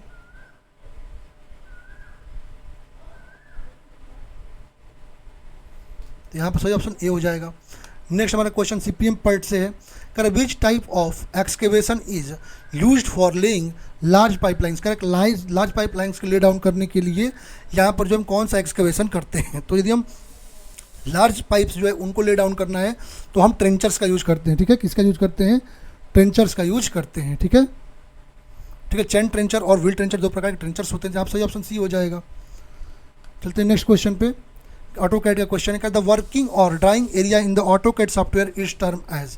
का जो वर्किंग या ड्राइंग एरिया होता है ऑटोकैड सॉफ्टवेयर में उसको हम क्या कहते हैं, तो ऑटोकैड में जो मॉडल स्पेस होता है यही आपका वर्किंग और ड्राइंग एरिया होता है एक्चुअल ऑब्जेक्ट्स के लिए और डिज़ाइन को क्रिएट और मॉडिफाई करने के लिए, तो मॉडल स्पेस होगा। का unit of measurement of for a drawing in AutoCAD can be set up of using command. करा कि यूनिट ऑफ मेजरमेंट जो होती है ड्राइंग जब करते हैं ऑटोकैड में तो आप कौन सा कमांड यूज करते हैं, तो ऑटोकैड में हम यूनिट कमांड का यूज करते हैं अपने ड्राइंग के यूनिट जैसे मिलीमीटर इंचेस वगैरह को मॉडिफाई करने के लिए। सही ऑप्शन यूनिट हो जाएगा। नेक्स्ट क्वेश्चन करा, drawing files generated into AutoCAD software have which of the following file extension. कह रहा है को ड्राइंग फाइल जो कि ऑटोकैड में जनरेट होते हैं सॉफ्टवेयर में कौन सा हम एक्सटेंशन यूज करते हैं, तो हम ड्राइंग DWG फाइल्स जो है उनका हम यूज करते हैं एक्सटेंशन के लिए। तो सही ऑप्शन क्या हो जाएगा, option number C. Next question कर, which of the following command is use to create a surface in Autodesk civil 3D। Autodesk civil 3D में कह रहा है आपका सरफेस को क्रिएट करने के लिए कौन सा कमांड यूज करते हैं, तो ऑटोडेस्क सिविल 3D के लिए हम बात करते हैं तो सरफेस को क्रिएट करने के लिए जो कमांड यूज करते हैं, ठीक है, वो TIN सरफेस का यूज करते हैं। सरफेस क्रिएट करता है, ठीक है, क्रिएट सरफेस यूज करते हैं। नेक्स्ट क्वेश्चन हमारा इन्वायरमेंट से है, कह रहा था एक सेप sewer is placed such that. कह रहा एक सेप सीवर जो होती है वो कैसे प्लेस्ड होती है, तो हम एक सेप सीवर की बात करते हैं तो एक सेप सीवर में क्या होता है, स्मॉलर बेस देखने को मिलता है सपोर्ट पे और weight upper the border section आपको देखने को मिलता है। तो ऑप्शन नंबर सी यहाँ पर करेक्ट हो जाएगा। नेक्स्ट क्वेश्चन का, the sewerage system in which the society waste is carried in bucket or cart is called. अब देखिए सिस्टम हमारे सैनिटेशन के दो हैं, कन्वेंस सिस्टम है और वाटर कैरेज सिस्टम है। ठीक है, जब कन्वेंस सिस्टम की बात करते हैं, कन्वेंस सिस्टम में हमारे डिफरेंट वेस्ट रिफ्यूजेस जैसे गार्बेज वगैरह जो है, ठीक है, उनको हम बकेट में कैरी करके सोसाइटी में जो है अपना बाहर की ओर लाते हैं, तो यहाँ पर कैरेज सिस्टम हो जाता है। ठीक है, तो सही ऑप्शन क्या होगा, conveyance carriage system. Next question करें, as per IS 2296/1982 water is classified into 5 categories, which of the following does category E represent. कह रहा है आपका जो है एज पर IS 2296/1982 वाटर को हम 5 कैटेगरी में क्लासीफाई करते हैं। कर ई कैटेगरी में कौन सा आता है, तो हमारा देखिए क्लास ए की यदि हम बात करते हैं drinking water without conventional treatment but after disinfection आता है। क्लास बी में वाटर फॉर आउटडोर बाथिंग आता है। क्लास सी में आपका drinking water with conventional treatment followed by disinfection आता है। क्लास डी में आपका water for fish culture and wild life propagation आता है। क्लास ई की यदि हम बात करते हैं water for irrigation, industrial cooling और आपका जो है कंट्रोल्ड वेस्ट डिस्पोजल आता है। सही ऑप्शन क्या होगा, वाटर फॉर इरिगेशन। नेक्स्ट हमारा इंजीनियरिंग ड्राइंग का क्वेश्चन है, correct, a drawing that shows the frontal and side appearance of building is known as. Correct, जो ड्राइंग आपका फ्रंटल और साइड अपीयरेंस आपके बिल्डिंग को बताता है उसको क्या कहते हैं। ठीक है, तो यदि हम बात करते हैं आपका, तो हमारा जो बिल्डिंग एलिवेशन ड्राइंग जो होता है वो रिप्रेजेंट करता है एक्सटर्नल वर्टिकल व्यूज़ को आपके बिल्डिंग में, ठीक है, फ्रॉम वन साइड। ठीक है, ये आपका अपीयरेंस हाइट आपका जो देता है ओपनिंग वगैरह डोर विंडो के लिए आपको देता है। सही ऑप्शन क्या होगा, बिल्डिंग एलिवेशन। चलते हैं नेक्स्ट क्वेश्चन पे, drawing that gives information about the placement of rooms in building along their length and width measurement is। कह रहा है जो ड्राइंग हमारा इन्फॉर्मेशन देता है प्लेसमेंट ऑफ रूम का बिल्डिंग का along their length और width, तो हमारा क्या होता है बिल्डिंग प्लान की यदि हम बात करते हैं बिल्डिंग प्लान आपका जो है आपका along द लेंथ और width आपका मेजरमेंट देता है। सही ऑप्शन क्या हो जाएगा, बिल्डिंग प्लान। नेक्स्ट क्वेश्चन कह रहा है, a plan that has detailed drawing of building foundation is known as. यदि हम फाउंडेशन प्लान की बात करते हैं, फाउंडेशन प्लान में जो है आपका पूरा डिटेल्ड जो है आपका बिल्डिंग फाउंडेशन में जैसे फुटिंग, फाउंडेशन वॉल, पियर कॉलम, मटेरियल्स ये सब दे रखा होता है। तो ऑप्शन डी करेक्ट हो जाएगा। नेक्स्ट हमारा स्ट्रक्चरल एनालिसिस का क्वेश्चन है, कह रहा है why is the slope deflection method considered more efficient then the force method for analysing intermediate structure. कह रहा है इंटरमीडिएट स्ट्रक्चर्स के लिए हमारा स्लोप डिफ्लेक्शन मेथड को मोर आपका जो है एफिशिएंट माना जाता है as compare to force method. ऐसा क्यों? तो यदि हम स्लोप मेथड डिफ्लेक्शन मेथड की बात करते हैं, ठीक है, ये प्राइमरली यहाँ पर जो है अननोन जॉइंट पे रोटेशन और डिफ्लेक्शन होता है। यहाँ पर स्मॉलर नंबर ऑफ जो इक्वेशन का जो है ज़रूरत पड़ता है as compare to force method. इसका मतलब आपको जो है बहुत ज़्यादा क्रिटिकल एनालिसिस नहीं करना होता है, इसलिए हमारा जो है ये अपना इजी होता है एज कम्पेयर टू आपका फोर्स मेथड। तो सही ऑप्शन क्या हो जाएगा? It involves fewer equation and unknowns making easier to solve. Option number A correct हो जाएगा। चलते हैं नेक्स्ट क्वेश्चन पे। करा in structural analysis Clapeyron's theorem of the three movement is primarily use to. करा स्ट्रक्चरल एनालिसिस में जो Clapeyron's theorem है थ्री मूवमेंट एनालिसिस का, तो किसके लिए यूज करते हैं? जो हम कैप्लॉन्स थ्योरम है हम कंटिन्यूस बीम में मूवमेंट वगैरह जो है सपोर्ट पे उनको कैलकुलेट करने के लिए यूज में लाते हैं। तो ऑप्शन ए यहाँ पर करेक्ट हो जाएगा। अब हमारा क्वेश्चन हाइड्रोलॉजी से है। When rainfall intensity is greater than infiltration capacity indicated by infiltration capacity curve the excess water contributes to. कह रहा है आपका रेनफॉल इंटेंसिटी यदि ग्रेटर देन इनफिल्ट्रेशन कैपेसिटी है तो आपका जो एक्सेस वाटर है ये क्या कंट्रीब्यूट करेगा? सरफेस रन ऑफ को कंट्रीब्यूट करेगा। तो ऑप्शन नंबर डी यहाँ पर करेक्ट हो जाएगा। नेक्स्ट हमारा क्वेश्चन कह रहा है in a Symons rain gauge the collected rainfall is measured using. कह रहे साइमन रेन गेज में जो है आपका जो कलेक्टेड रेनफॉल होता है, ठीक है, उसका मेजरमेंट हम किसका यूज करके करते हैं? साइमन रेन गेज की यदि हम बात करते हैं, यहाँ पर यदि हम बात करते हैं तो यहाँ पर हम जो है ग्रेजुएटेड स्केल जो होती है उसका यूज करते हैं अपने कनेक्टेड आपका जो है कलेक्टेड वाटर को जो है आपका मेजर करने के लिए। तो सही ऑप्शन क्या हो जाएगा? ग्रेजुएटेड स्केल हो जाएगा। ठीक है। नेक्स्ट हमारा BCME से क्वेश्चन है, कह रहा है आपका बिल्डिंग मटेरियल जब बिल्डिंग कंस्ट्रक्शन और आपका मेंटेनेंस इंजीनियरिंग होता है उससे है। कह रहा है cracks in building due to atmospheric drying of moisture building material cause. कह रहा है आपका जो क्रैक्स बिल्डिंग में आता है due to atmospheric drying moisture वो क्या कॉज करता है? तो यदि आपका जो है बिल्डिंग में, ठीक है, यदि आपका जो है एटमॉस्फेरिक ड्राइंग ऑफ मॉइस्चर के कारण कोई क्रैक आ रहा है तो वो हमारा जो है श्रिंकेज क्रैक कॉज करता है। ठीक है, ये आपका मॉइस्चर कारण जो क्रैक आता है वो कौन सा होता है? आपका श्रिंकेज क्रैक होता है। तो ऑप्शन नंबर ए करेक्ट हो जाएगा। नेक्स्ट कर रहा है आपका which of the following is true with respect to non structural cracks. Correct, non structural cracks जो होते हैं उनके रिस्पेक्ट में कौन सा यहाँ पर ट्रू है? ठीक है, तो यदि हम नॉन स्ट्रक्चरल क्रैक्स, देखो क्रैक दो प्रकार के, एक स्ट्रक्चरल क्रैक होता है, एक नॉन स्ट्रक्चरल क्रैक होता है। स्ट्रक्चरल क्रैक्स की यदि हम बात करते हैं ये आपका इनकरेक्ट डिज़ाइन, ठीक है, फॉल्टी कंस्ट्रक्शन या ओवरलोडिंग के कारण जो है आपका आता है। नॉन स्ट्रक्चरल क्रैक की बात करते हैं तो ये आपका जो है moisture variation, temperature variation, crazing effect, ठीक है, लिक्विड गैस एटमॉस्फेरिक वेरिएशन के कारण आता है। तो यदि हम बात करें क्वेश्चन नॉन स्ट्रक्चरल की बात करें तो ये आपका atmospheric variation of building material के कारण आएगा। तो ऑप्शन नंबर बी करेक्ट हो जाएगा। नेक्स्ट करें what is the primary difference between A lift and an elevator in building terminology. कह रहा है बिल्डिंग टर्मिनोलॉजी में प्राइमरी डिफरेंस लिफ्ट और एलिवेटर में क्या होता है? तो लिफ्ट और एलिवेटर जो है दोनों सिनोनिम्स होते हैं, इनमें कोई डिफरेंस नहीं होता है। ठीक है, तो ये आपके एक दूसरे के फंक्शनल डिफरेंस नहीं होता है। नेक्स्ट कर रहा है which fabricated element is structural design to resist lateral loads in high rise building. तो हाई राइज बिल्डिंग में लेटरल लोड्स जो हैं उनको रेसिस्ट करने के लिए हम क्या प्रोवाइड करते हैं? सियर वॉल पैनल प्रोवाइड, ऊपर ही बता चुका हूँ क्या प्रोवाइड करते हैं? सियर वॉल पैनल जो है हम प्रोवाइड करते हैं। सही ऑप्शन ए हो जाएगा। चलते हैं नेक्स्ट क्वेश्चन पे। कह रहा है आपका restricting the height of masonry constructed per day in remedial measure to prevent. हम कह रहा है कि पर डे जो हाइट यदि हम जो है मेसनरी जो कंस्ट्रक्ट करें उसको रिस्ट्रिक्ट करने जो ये रेमेडियल मेजर किसका है? एक्चुअली जब हम अपना कंस्ट्रक्शन कर मेसनरी वॉल कंस्ट्रक्ट करते हैं हम क्या करते हैं? अपना हाइट का जो है पर डे जो है वहाँ पर जो है एक रखते हैं कि इससे ज़्यादा आपको जो है आज नहीं करना। इससे क्या होगा कि अनइक्वल सेटलमेंट जो है मेसनरी का नहीं होगा। ऑप्शन डी करेक्ट हो जाएगा। नेक्स्ट क्वेश्चन करें which of the following pre fabrication technique is used in bridge construction. करें ब्रिज कंस्ट्रक्शन में कौन सा हम प्री फैब्रिकेशन टेक्निक यूज करते हैं? यदि हम बात करते हैं जो हमारे प्री कॉस्ट एग्रीमेंटल कंस्ट्रक्शन है उसको कॉमनली यूज करते हैं किसमें? हम अपना फैब्रिकेशन टेक्निक आपका ब्रिज के लिए। ठीक है, 1 सेकेंड, थोड़ा लाइट चला गया है बट अब लास्ट है एक क्वेश्चन तो इस पर ही कर लेते हैं। ठीक है, लाइट तो चला गया है लेकिन इस पर कर लेते हैं। सही ऑप्शन क्या हो जाएगा यहाँ पर? आपका option number D precast elemental construction. Next question, हाँ लास्ट क्वेश्चन है, कह रहा in fabricated building which joint type is best suited for absorbing movement due to thermal expansion. कह रहा है थर्मल एक्सपेंशन का फैब्रिकेटेड बिल्डिंग्स में हमारा कौन सा जो है आपका जॉइंट आपका बेस्ट सूट होता है मूवमेंट को ऑब्जॉर्व करने के लिए। तो यदि हम एक्सपेंशन जॉइंट की बात करते हैं तो यही आपका थर्मल एक्सपेंशन वगैरह को जो है आपको जो है एब्जॉर्व करता है। सही ऑप्शन क्या हो जाएगा आपका एक्सपेंशन जॉइंट। इस प्रकार से हमने आपका मॉर्निंग शिफ्ट का पूरा डिटेल में एनालिसिस देख लिया है। जो लोग भी चैनल पर नए हैं चैनल को सब्सक्राइब कीजिएगा, वीडियो को आप लोग शेयर कीजिए, ठीक है। बाकी नेक्स्ट आपका जो है हम लोग वीडियो 1-2 दिन में लेते आएंगे, ठीक है। वीडियो आप लोग के लिए हेल्पफुल रही तो वीडियो को आप लोग लाइक कीजिएगा। Thank you everyone.